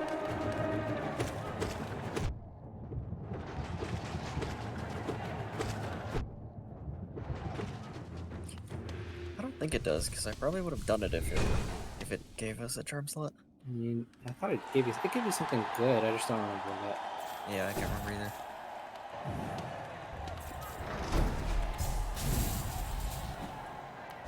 Look at all the money. So much money. So much money that I don't need. I have literally nothing to spend money on anymore.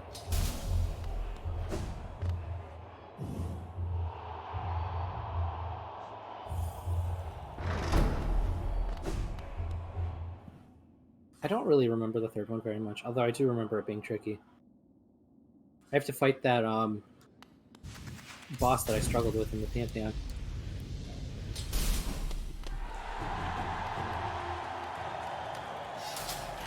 Although there is a much more efficient way of fighting it that I'll do this time.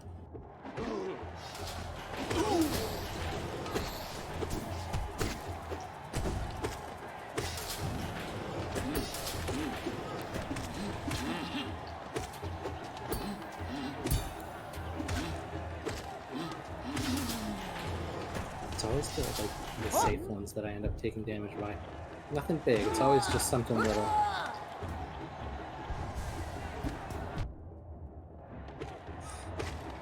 And it's always just by walking into them and not actually getting attacked by them. Also, I love how they put two big guys down and then immediately killed them with spikes.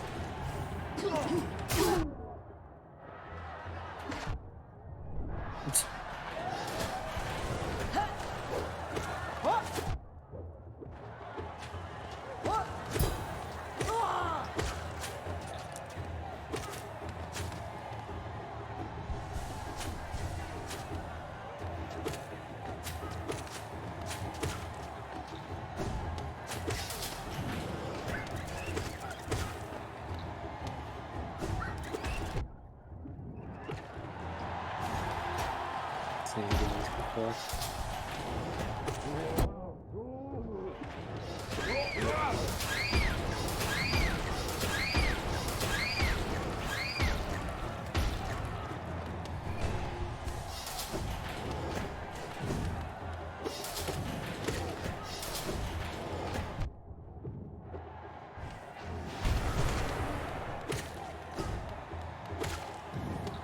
I think these guys are unique to your Coliseum.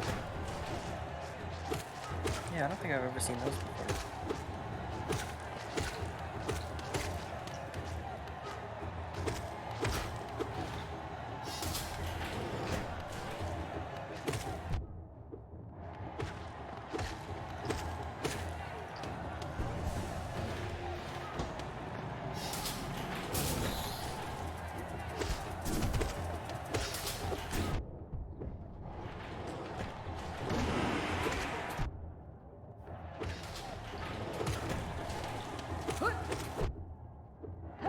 Oh, geez.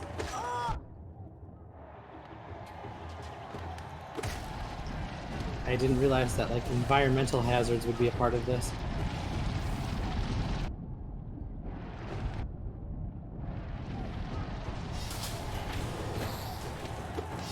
Oh, I got a soul, or I got a dream nail point for it.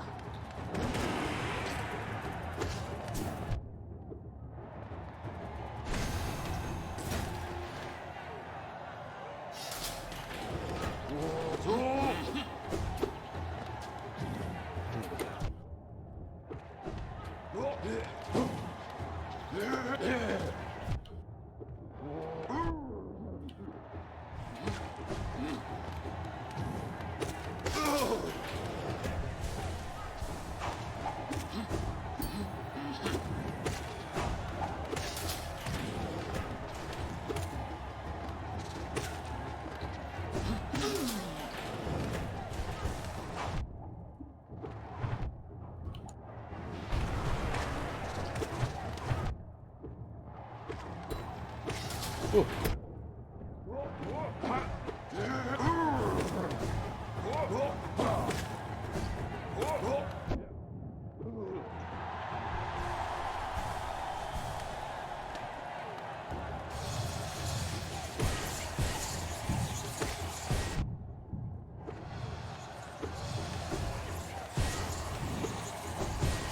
Is there something that I still need to kill here? Oh. Why not? Why not? You again?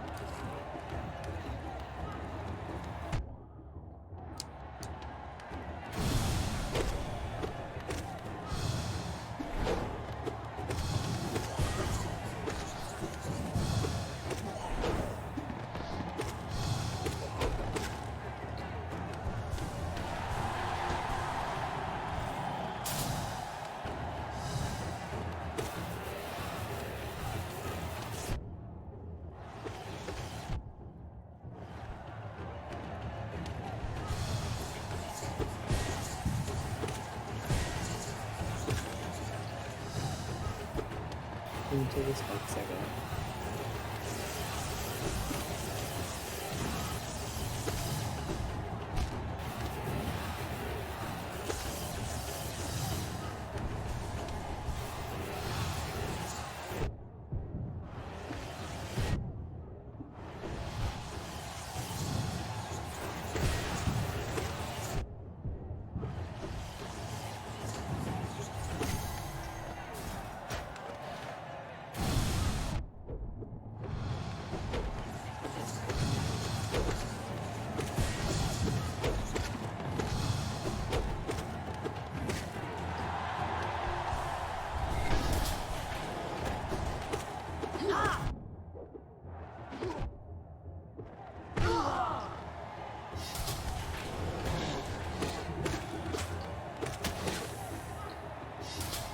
Like a little version of doing that if I was a boss.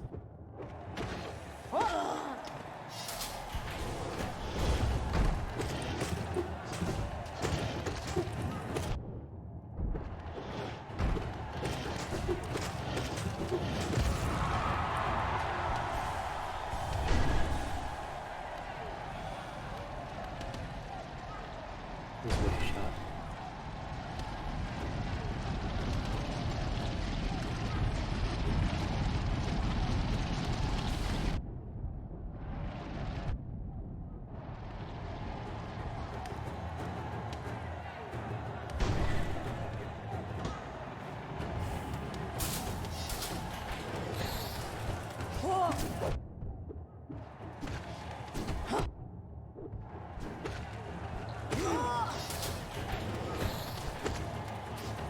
It's those pink ones.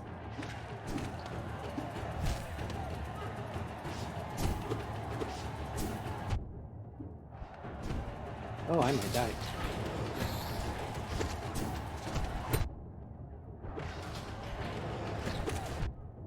Ah.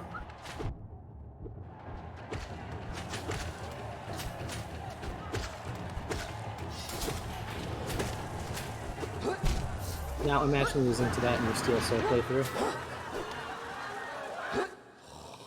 Oh, right, down here.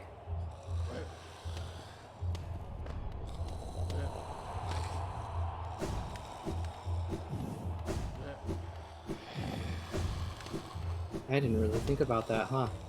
If you're doing your Steel Soul playthrough, these still count. These challenges do.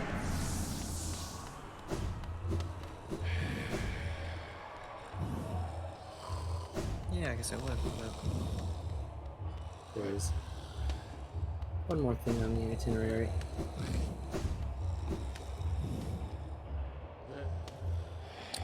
The first trial, you get Charm Notch. Oh, okay. The second one, you get Pale Ore. And the third one, it looks like you just get money from. Oh, that's boring. Hello. Proves the night that is hollow. Hello. Just watch me die against the third Coliseum. Don't do that. How are you?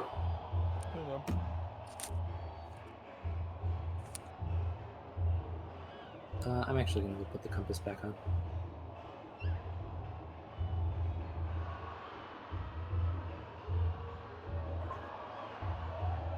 Oh, I know. I'm just killing time. Oh. Yeah, Mason's alive too.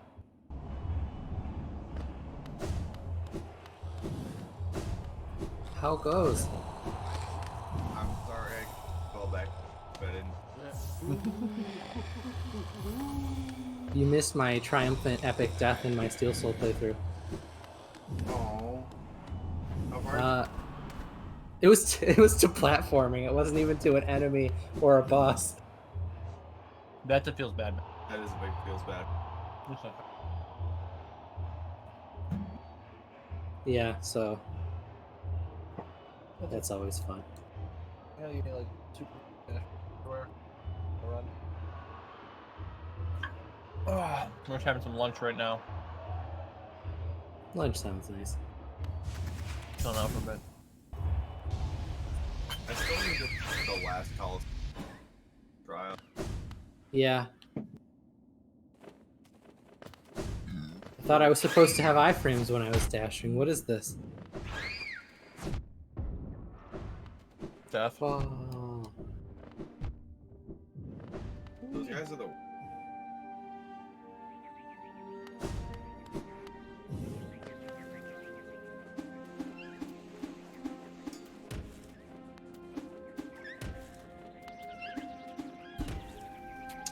Mason, did you end up? How far did you end up getting?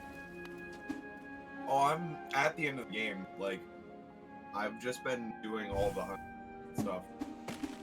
Did you actually finish it? I have not finished it because I don't want to beat it until I have everything done, Yeah, fair enough. which is tough considering I still have to do the flower thing and the last Coliseum trial. I do believe you have to get the normal ending at least once before you can get the other ones, though. Oh, okay. Although, like, I was in the same boat as you. I waited until I pretty much was as far as I could get. I like doing that with platforms like that. You know, Especially actually, something as exploring based as this game. Oh yeah. depends on what it is. Because like in Celeste, I wanted to just like get top of the mountain so bad. So, like in most Yeah. games, I like to wait it out. What doesn't have The strawberry. There's a lot of it. Celeste is way too hard for me. Playing Hollow Knight. Yeah, but it's hard in a different kind of way. Yeah, it's less platform, more combat oriented. God. That feel when you're playing Xenoblade and you just like look at all the enemies around you and it's 80, 80, 80, 80, 80, and you're level 30 and you're like, I don't think I belong here. Yeah. Maybe not. Real struggle. I did some of the Pantheons earlier. And then I just did the Colosseum, or some of the Colosseum.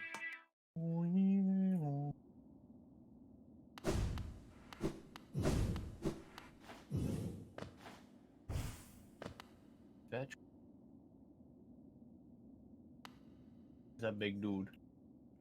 Look at that turtle. Oh, that's... Xenoblade's just a game where you're terrified of every enemy at all the time. I'm glad you're playing Xenoblade 1. I think it's so much better than 2. Story-wise, yes. I don't know if I'm sold on the combat quite yet. Yeah, the combat is a lot more simple. I don't know if I like it more or less for that. Like, it's more simplified, but it's also a bit more complex in that, like, there's much more to do Yeah. in combat and, like, manage. Whereas, like, in Xenoblade 2, it's just, like, I don't even remember the combat, to be honest. That's how forgettable it was. Yeah. Like, this game has, like, oh, you have chain attacks, like, every 3 seconds in combat, where the other game was, like, oh, you use chain attack once at the very end of, you know? This area is a pretty big meme. Oh, pals, go. I like watching Waldens get...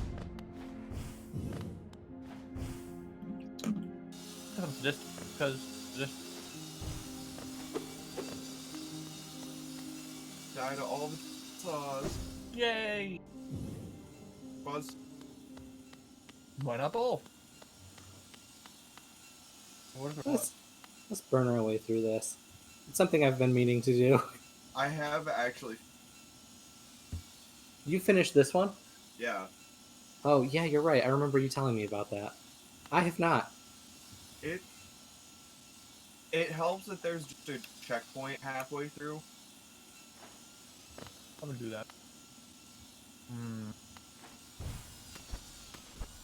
Make like, hey, look, that item's there. There. Maybe not that item. I have an hour. Let's see how far I can get in an hour. So what was the Basically- plan? To do this, like, one death run end playthrough and then kind of just chill? With, like, challenge stuff? Yeah, I mean, that's what I did. Cool.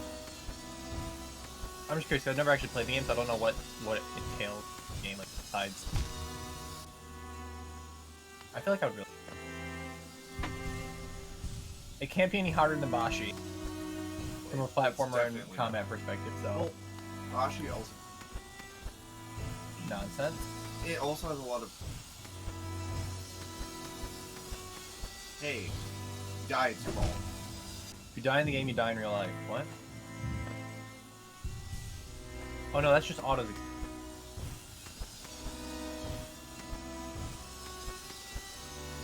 Suffer!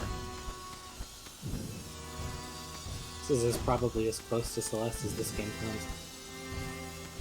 Fair. The platforming section, the challenge platform. Oh. Yeah, the platforming stuff. It's a good problem. Challenge, follow the line. Like, How long did this take you to beat, Mason?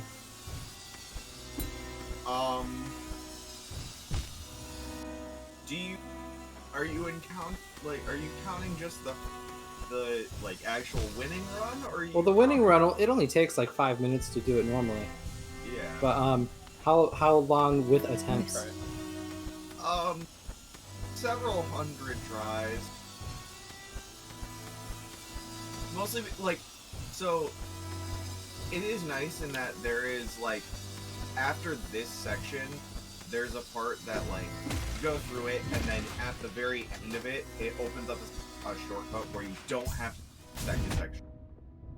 Yeah, and I know what's at the end, too. Yeah. So you know you're gonna get meme. You're gonna get 2 seconds of lore. Yeah. There's actual lore. It's all about the Hollow. You're not the Hollow Knight? Not Well, that's not really a big thing. That's something that you kind of figure out pretty early on in the game. It's just the Yeah. title.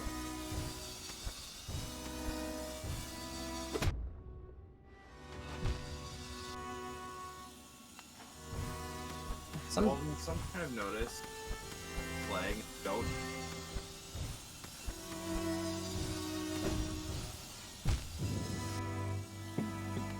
Yeah, I noticed that too, I just don't want to point. I'm really bad at timing my double jump. Fair enough.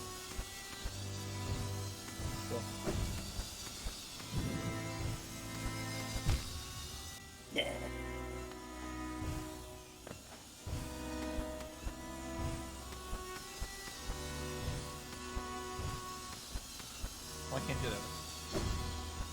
You can use these guys to farm for soul. Oh, what?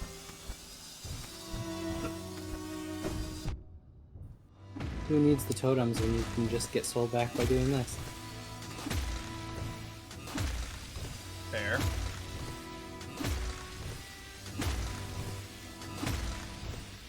Make it like an inch further every time. That's the goal.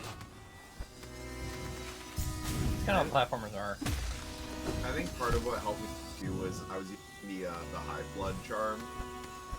Yeah, I don't really mind it here, just because I know that the totems that you get, well, this is right next to a bench, but the totems that you get here are infinite. Yeah. I said there was a bench here, but I forgot to rest at it. The issue with it is that, or the reason why I had the high blood was, like, there are some jumps where it's like, hey, I can kind of sit on this wall for a bit and let it come back. Yeah. Yeah, I think I used the high blood when I did my regular White Palace. Fair. I'll remember to actually sleep at the bench this time.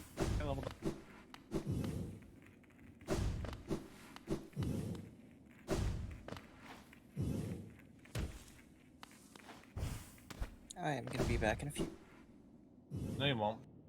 One of the things I figured out recently was actually surviving Zod's Eternal Ordeal. I still haven't done that one. I actually managed to get the amount that it wants you to get. There we go.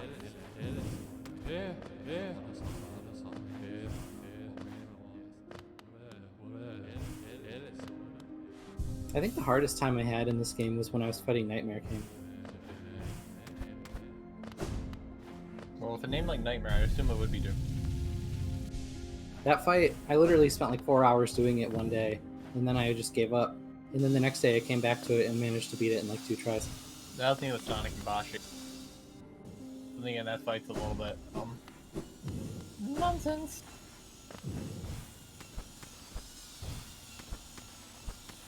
Yeah, there's like technically like 3 super bosses in this game. Yeah, because you have You have Nightmare King, Pure Vessel, and Absolute Radiance. Oh, yeah. Yeah, I fought a super boss last night. That was fun. Yeah, because I'm dumb and didn't do Essence of the West before I did data fights. Oh. Oh yeah, how did that go yesterday after I left? The last proof was behind Data Vector, Hey, Absolute. Datavex. Where's the other one? How late did it go? Oh, there's one at the very end of the world that never was. And also the Promise Charm. Also the Promise Charm in the same row, I think. Yep. No, the Promise Charm was No, it was Sky in... Act. Yeah, Promise Charm was in not Skyway right before. And then... second proof was in, Fast. Yeah, so like the very end of the world that never was. And on top So- of that, So it really was like it right at the end. yeah, it really was. Believe me. Huh. It Well, took 40 minutes to get through Datademic. And then, just get a Thunder upgrade to Thundara. We didn't get Thundaga. So I couldn't finish Atlantica, which I wanted to do, but I couldn't. I didn't have Thundaga. it was probably in Atlantica. What? No. No. It Oh, was, did they actually test it so you can't have that happen? Yeah, no, they have it so it's like you can't lock yourself out. Fenrir was in Atlantic. That's what I wanted to beat Paris, but didn't get that. Nope. Well, you made it.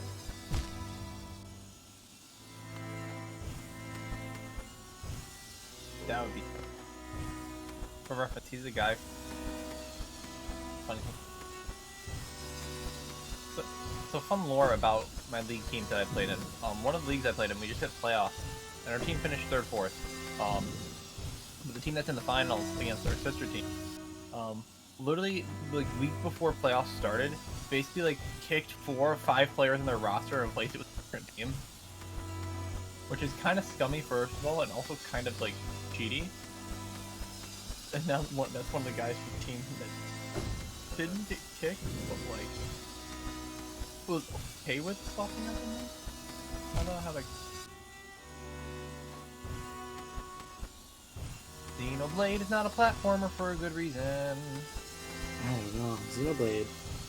That would be pretty rough as a platformer. It likes to think it is sometimes with like the vines and stuff, then not a good one. But yeah, that was interesting. That'd be an interesting. Certainly be an experiment.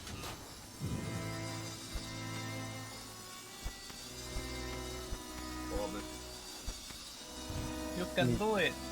Made it a little farther that time.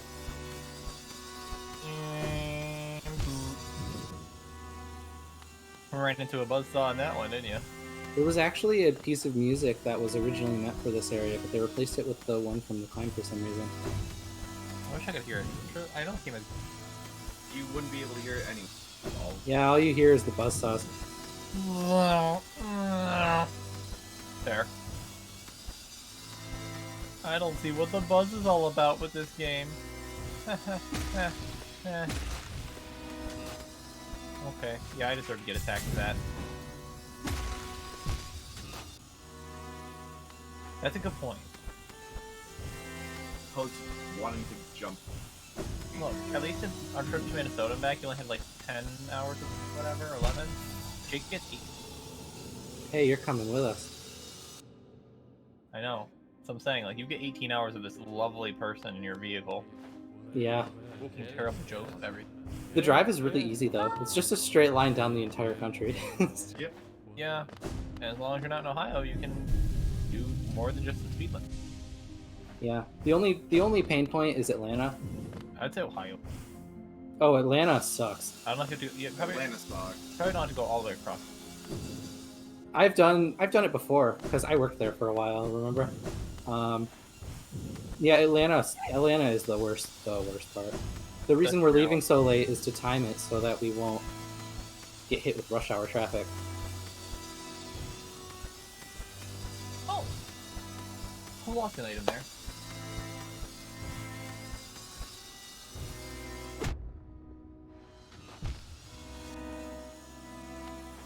I'm really gonna have to call. Yes.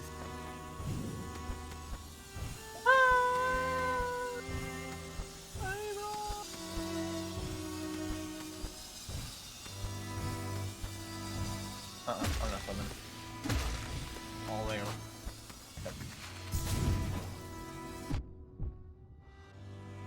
Xenoblade isn't a platformer, but I like to think it is. Is it just like a vine there, but they jump off the whole thing?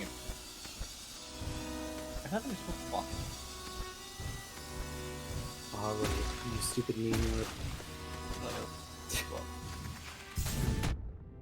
Oh shit.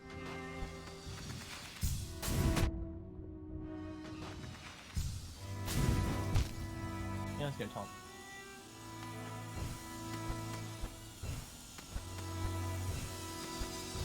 It is an elevator, but you can't use that one. That'd be fun. Then you get to continue to play the game instead of playing the platformer. Oh, Xenoblade. Xenoblade is such a good game. I was thinking about actually switching Journey to Xenoblade, but I really like Journey. Xenoblade is a journey. I also like how in this game, like, your starting armor, like, that you can modify looks like the end game of, like, a, like,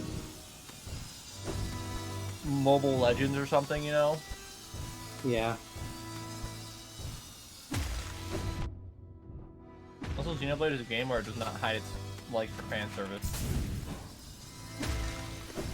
You mean Xenoblade 2? Both. Xenoblade 2 especially because of the gotcha, but like...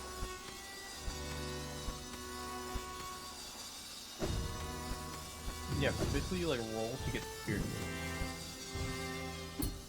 Good game. I really enjoyed it.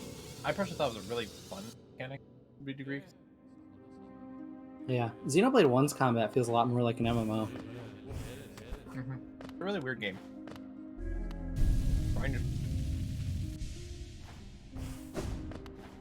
But also this one game has great lines like, I'm really feeling it, and it's ride time! Dude, Ryan has like the best lines in that entire game. That's true. He's also like such a bro.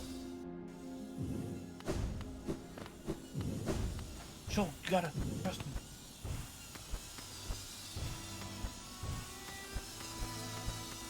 How? I want to know that too. I want that trick. Bam. Ta-da, we couldn't figure out how to pass our person, so then we made them teleport to the top. Found the card. Yeah, I want to get that collectible, but I'm not doing climbing.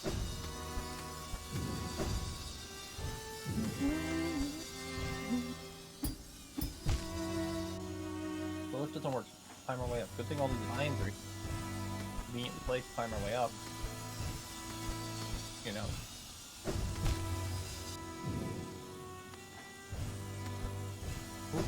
Yep. Just I'm making a salad. Ah! The humming cabbage becomes a screaming cabbage.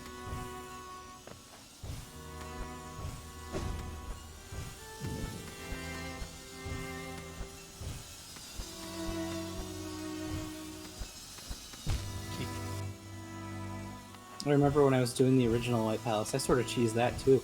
Like, instead of actually using the spikes, I just pogo off of them to skip platforming sections. That's what I did in Celeste. I never actually explored World War 4. I actually have Celeste on PC because I think Epic gave it away once.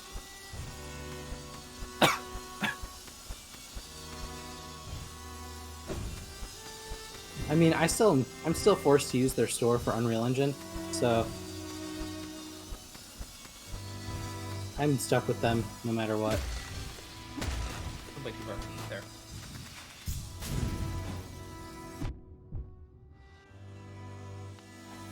Is that it? Finish it.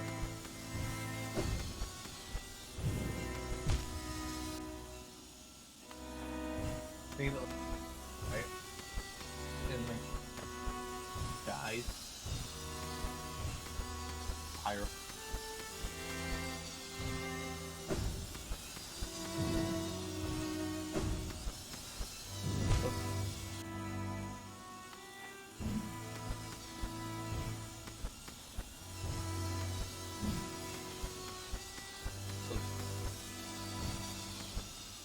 When the characters keep the armor, you can like show up a girl and it's like Oh, one of the things I like about Definitive Edition is that it lets you customize your costume. Oh, And not isn't that just like- your armor. costume. Oh, I mean like you can pick the armor that. Yeah, like you can actually choose what you look like. I like that. So you like pick the appearance you like, but like actually get the best. So you're not stuck with like this enormous outfit with these really dorky glasses. They don't fit at all with the other. I mean, as much as I like some of Ryan's outfits, some of them look really silly. Right now, the female character you get, I forget her name. Looks straight out of DBZ right now. It's like a scouter. And it's really funny and out of place. I got a Grogu. How far are you in Xenoblade? Not very. I just entered the. I have 4 party members, so I just finished the fight with what's his name? X something. Oh, Zord? Zord, yeah. And then I went back to Colony 9 and talked to an NPC, and they're like, yeah, my father Zord used to run a blacksmith shop. And I'm like, wait a second. Wait a minute. You can't do that, game. That's not okay. Yeah, if you pay attention, Xenoblade really gives you a lot of foreshadowing. Yeah, they tell you everything because Shulk literally sees the end of the game. I like that about it. It gets you something to look forward to. It also, like, kind of sucks, though, because you're like, oh, these are the characters I'm going to be with. Also, if you're Okay. on Twitter, you see a lot of people. You're like, okay, this is the person who's gonna die coming up. Oh, this person's going to die. And then they do, and you're like, oh, well, why didn't I stop that? She was cute. Fuh. That's my priority. I don't want to spoil anything, because probably eventually might play it. Whoa, I actually made it to a piece of land. Or, like, a place to actually respawn from. Okay, so you can jump. the dog. Oh, okay. Proud of you, Walden. I mean, I'm not really anticipating finishing. I want to just see how far I can get. Especially when I can't even make it past the first dash. That's-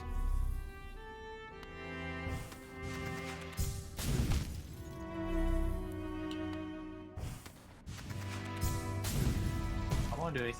See, these totems here are infinite, so it's interesting because this is the only place in the entire game where they're like that. Because they're like, we know the platforming is rough, so we're just gonna make it so you don't have to restart all the way when you start screwing up later.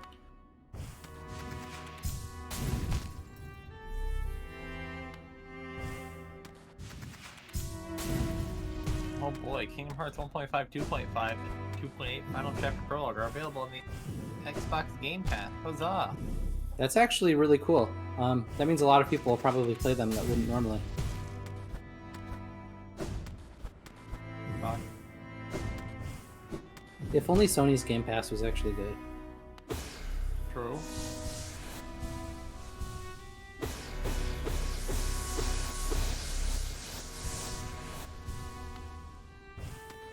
That's my roller car. I need to play this. Yeah, but Boone keeps asking if I'm gonna play it. But then more good games keep coming out, so it's like, can't. Oh, what's Spoon asking you? To play Berseria. Have it, and I've had it. Oh yeah, I have it too, and I've played it for 5 minutes over the past 2 years. It's probably the best Tales game to come out in like 10 years. Didn't they announce a new one a while ago? Yeah, I forget the name of it. I remember it looked really pretty, but the graphics were a lot better.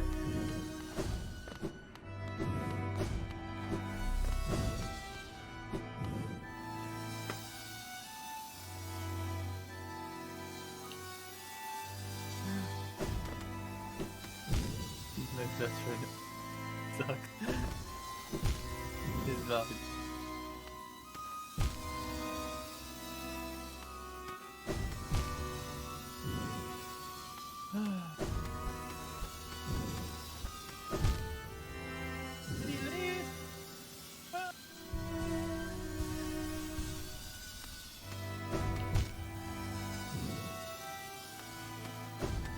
Yeah, no, 3-point shot versus didn't. Like, yeah. He's a little bit tall. He's 7'5". Look at that. Like, He reaches up and can dunk. yeah. Like, he doesn't have to jump.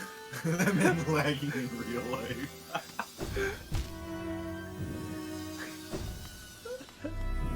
Guarding him.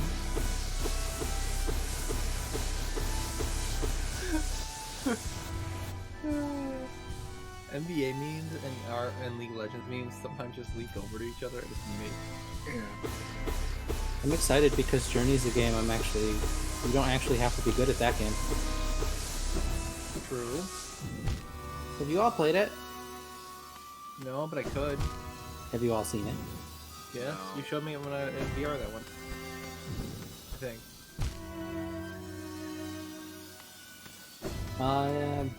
It was originally a PS3 game.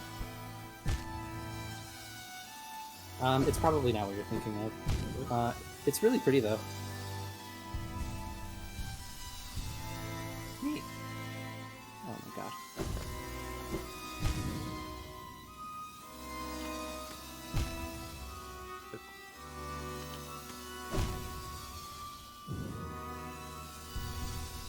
Putting spikes along the upper edge of the wall is what's weird.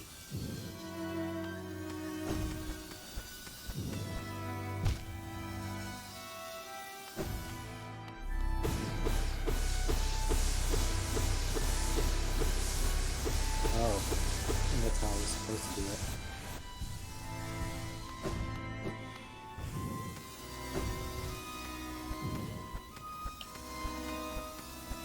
That's a little bit easier. It looks like Professor.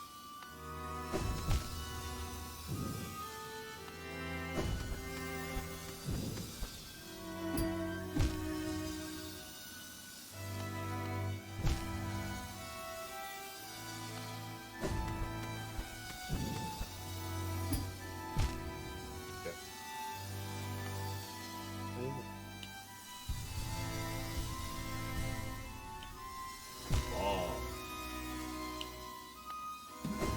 Think fantasy. And we'll get into the next area in a second. I'm gonna restock a little. Ah, I remember. I said I'd do the Eternal Ordeal before I stopped, so I should probably get ready and do that soon. True. Who's I'll ready get- to watch Warrior Ada? I'll give myself a little bit more attempts of this.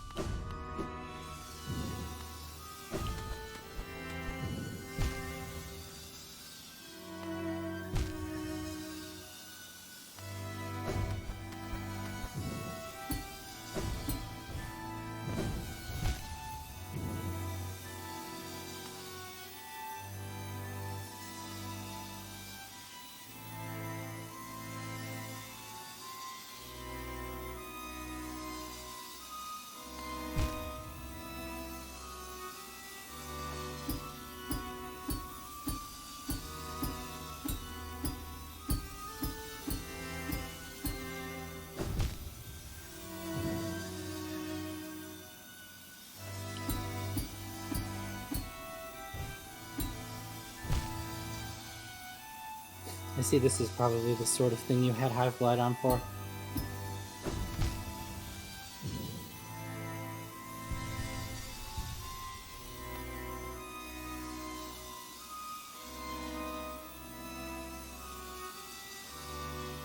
Let's get the heck out of here.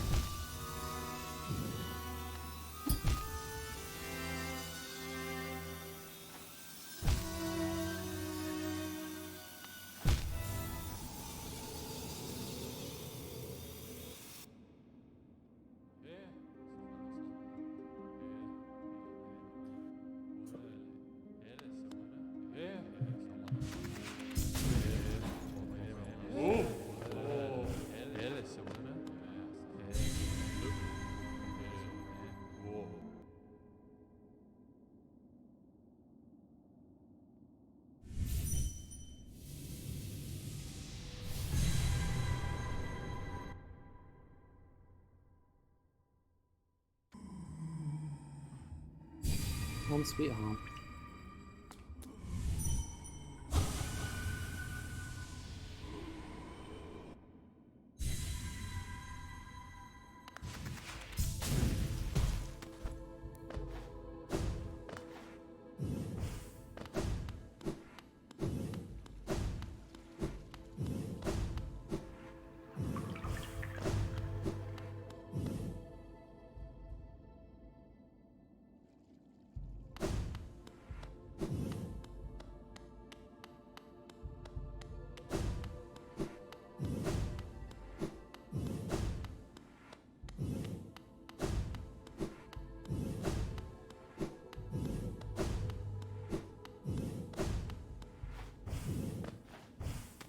All these fun bosses.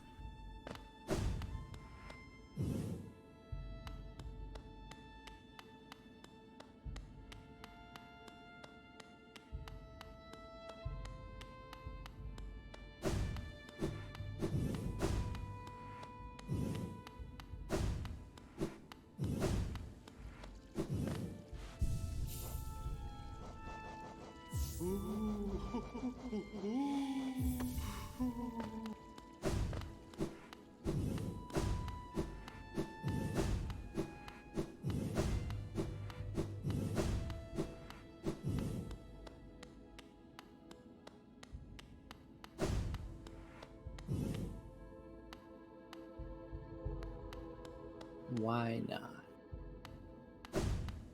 This guy's pretty tough.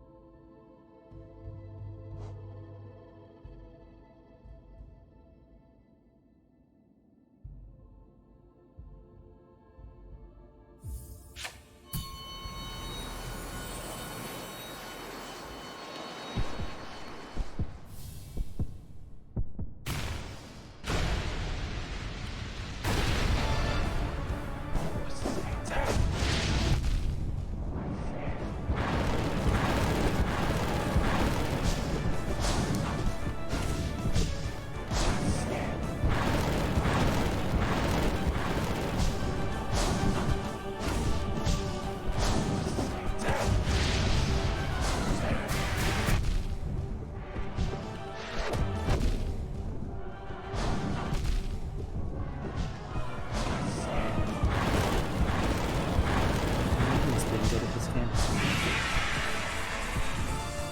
Where did the time go?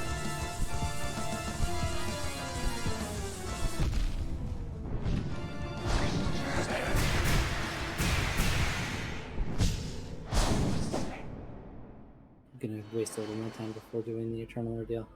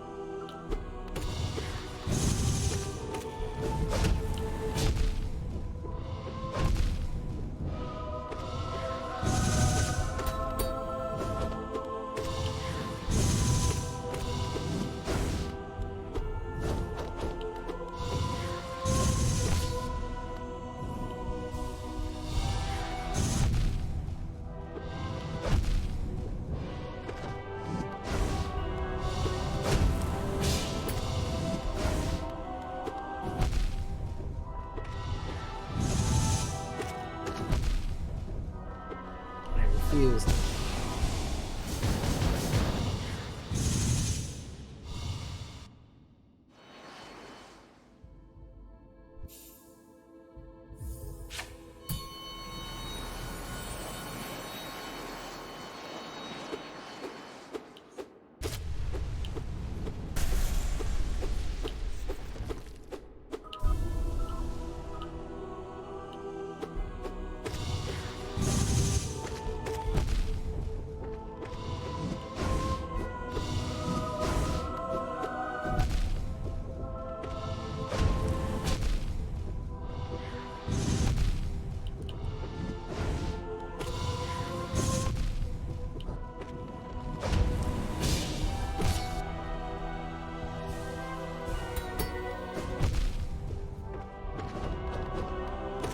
It's time.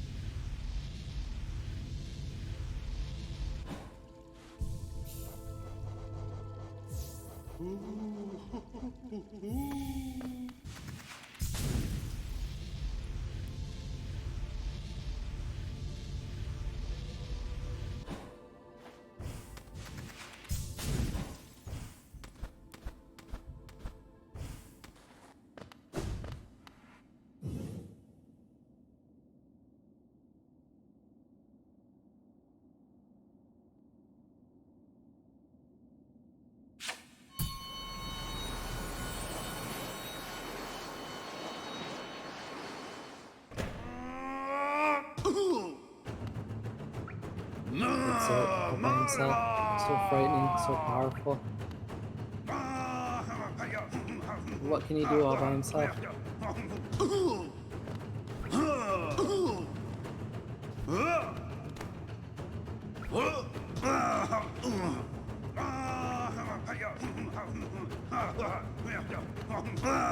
You just get slapped around.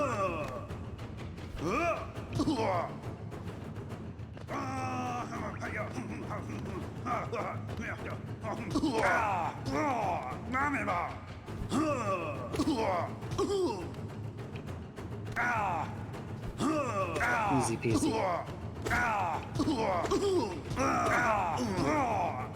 Except that's the only thing.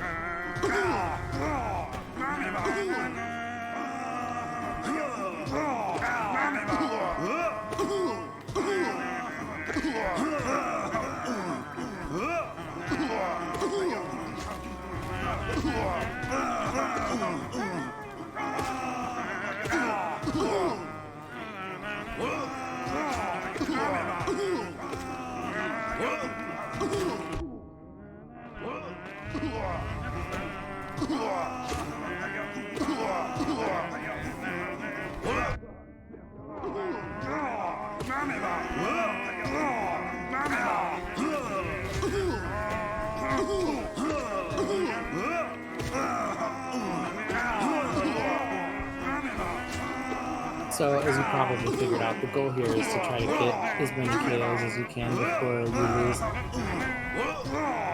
And it will go on forever, although there is a threshold of a high score that you try to reach before you finish.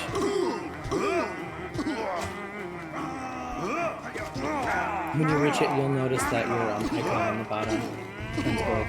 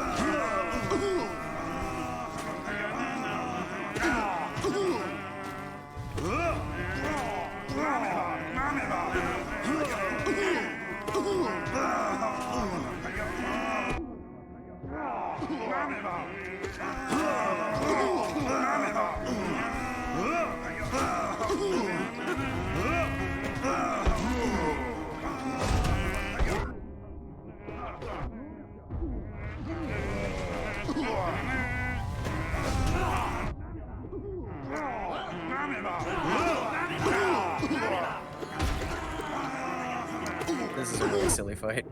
Oh, it is a really silly fight. It is iconic, though. Have you seen what happens when you get the target score? No, I haven't. I'll show you when this is over.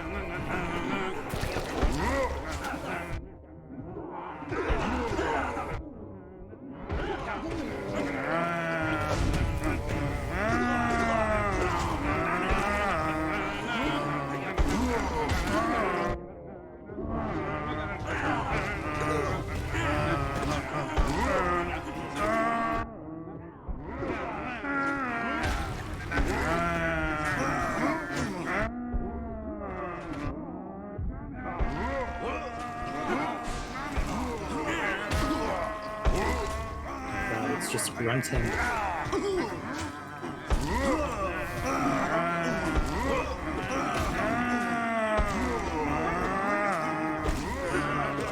glad that they still throw you like a little tiny ones. Yeah. The lanky ones are troublemakers because they have longer reach.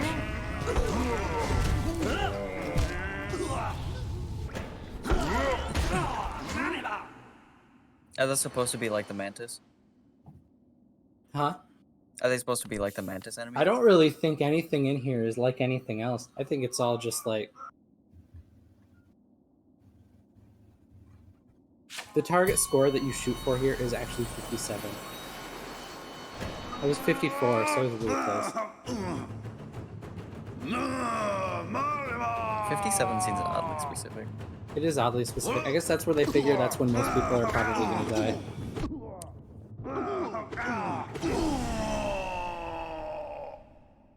It started out light. We just got these little zotes everywhere.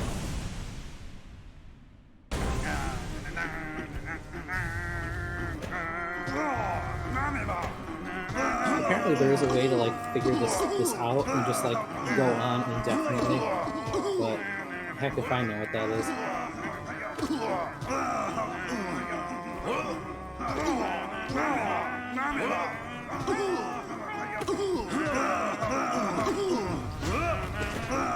I'm glad that they turned Zote from this just NPC that was kind of funny because of his daddy issues, and they just turned him into this. I think that his dream boss fight would be enough.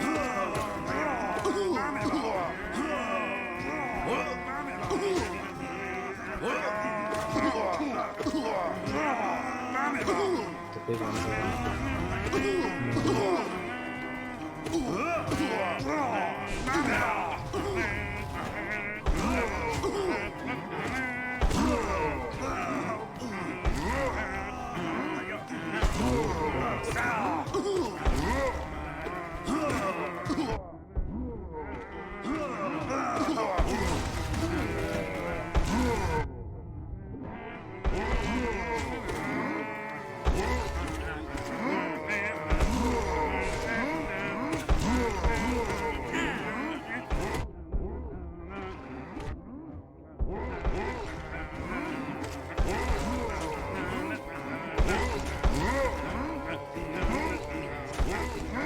Honestly, I kind of try to stay out of the way unless they go straight for me.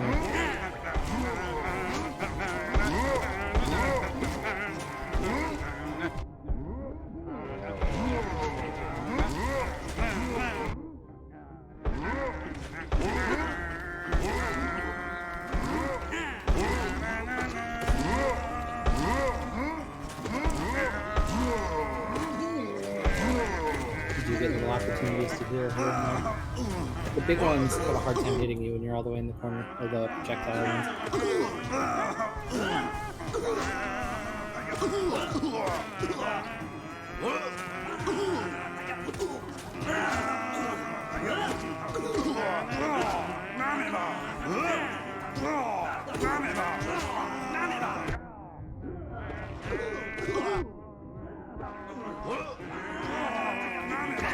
The bombs should start appearing soon.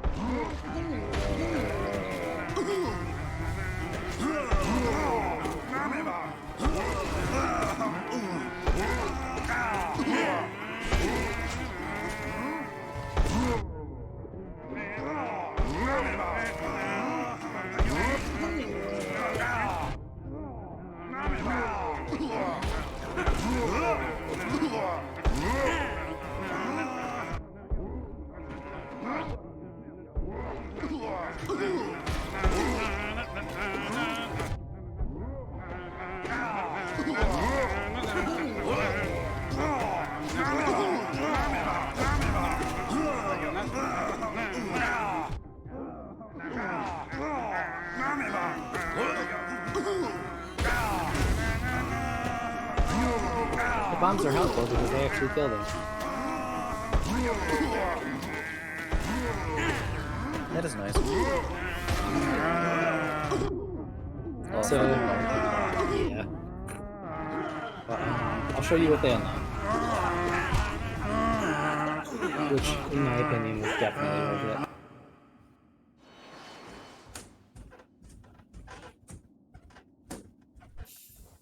Yeah, the best way to get to the 57, at least in my non-professional opinion, you saw me die twice just then, is to just kind of camp it. Yeah. Because it seems like if you're in the middle, then you have two sides to worry about. But if you're in the corner, I mean, while you're in the corner, you only have one side. The tricky part is those jumping ones. They're really hard to see, so Mhm. sometimes they can get behind you and land on you.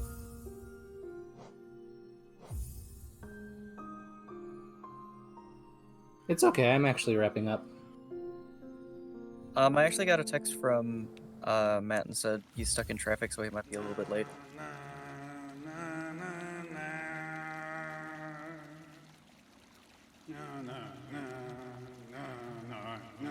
That's fine. I don't really have a lot to do, so I'll just meander.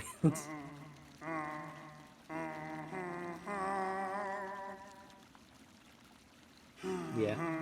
So, for completing that, you get a new title screen where instead of the normal music, you get his grunts instead. God,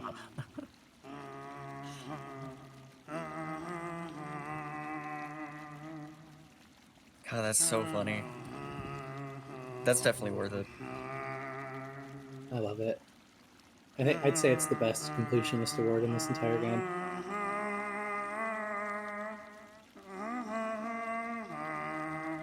Is that in the base game, by the way? That's a part of the Godmaster update. Oh, okay, gotcha. I mean, it's all like in the base game now. I mean, if you Well, were to yeah. like download the game now, all of it would be there. Yeah, because I've got the Switch version, so all of that's included. But Yeah. I really like the Switch version. Yeah, there's my defeated Steel Soul file. That I died when I was platforming.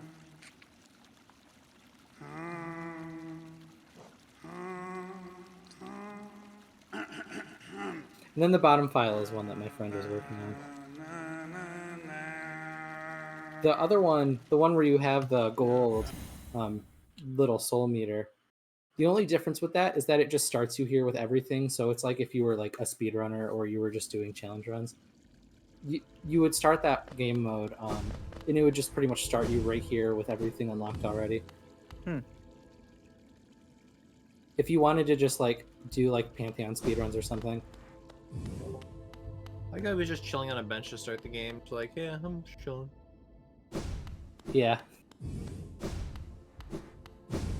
I still need to find the portion. You still need to what? Find this portion. The challenge arena. Yeah.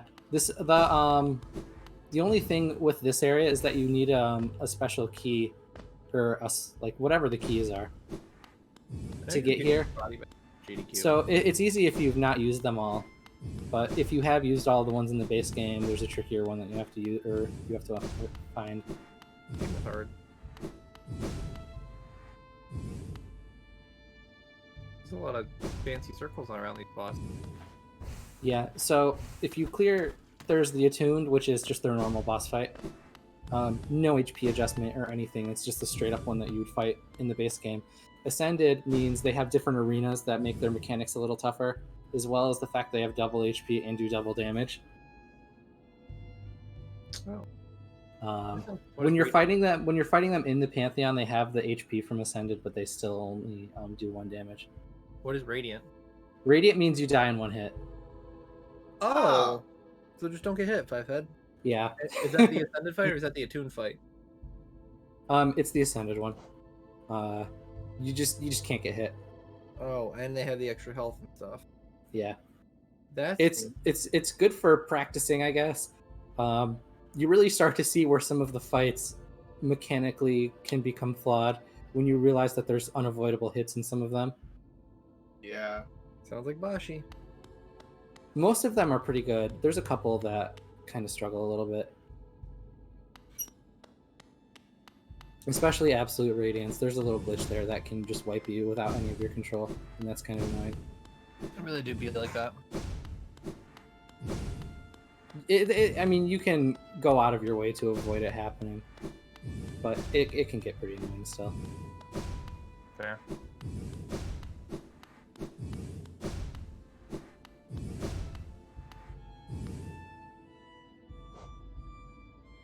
I don't even know what the differences between these are. No.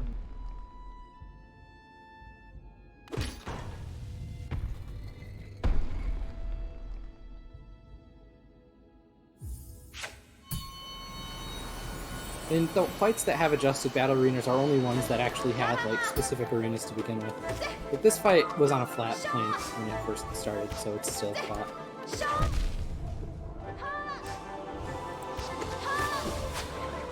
Oh, you're dead. Just died. Oh, I forgot to equip my quick kill before I started these. It's like different like equipment and upgrades. Yeah, I'll go through some of the badge system a little after I die. Can you tell how much like health they have or no? You can't. When they get stunned, that usually is indicative of you like crossing like a certain threshold, like 25 to 33%. And that is also like a fixed time for you to actually heal yourself if you need to. The game's not cruel. I mean, for the most part, like there's windows of opportunity for you to heal yourself. So I feel like for this platform, those games generally don't have more than one lift anyways. So loud. I'm excited for Silksong because it seems like it's a lot more combat oriented than this one. I'm ready. Like Hornet actually uses tools and stuff, which is neat because our silly little nun isn't smart enough to do any of that. Hey, I barely managed to finish that.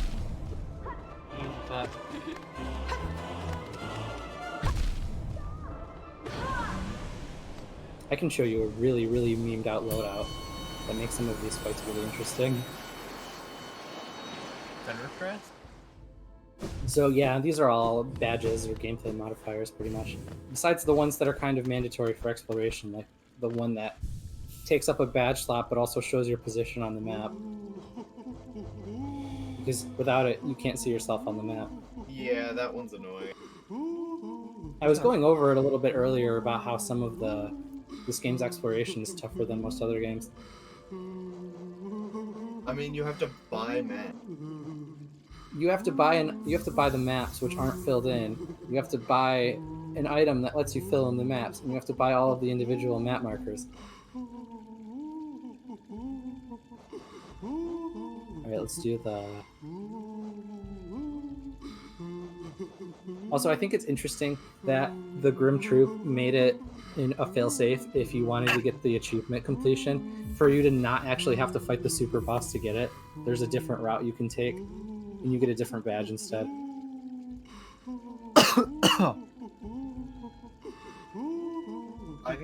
I have one more flame to get to, so I can fight the...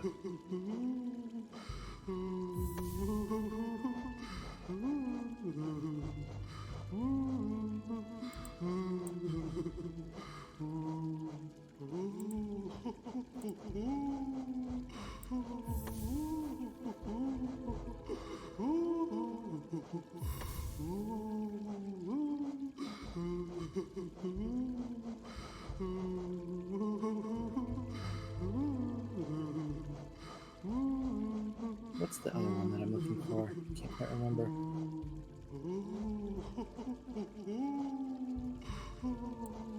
Oh man, nail arts. I can't even recall the last time I've actually used one in a fight.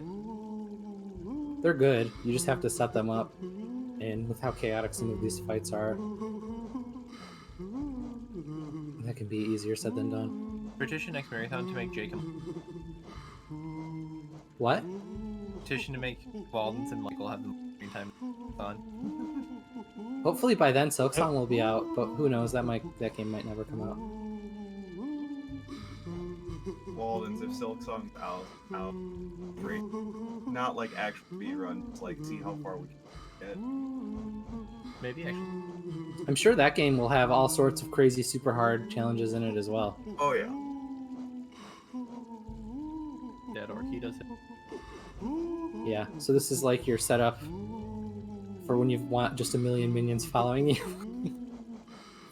The cloud around me negate or will just do passive AoE damage. Oh, It hello. powers up the things that fly around, and having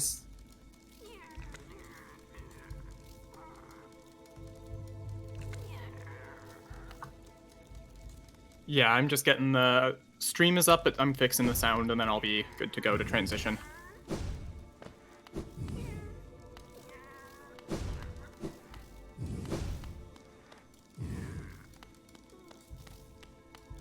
oh, that's fine.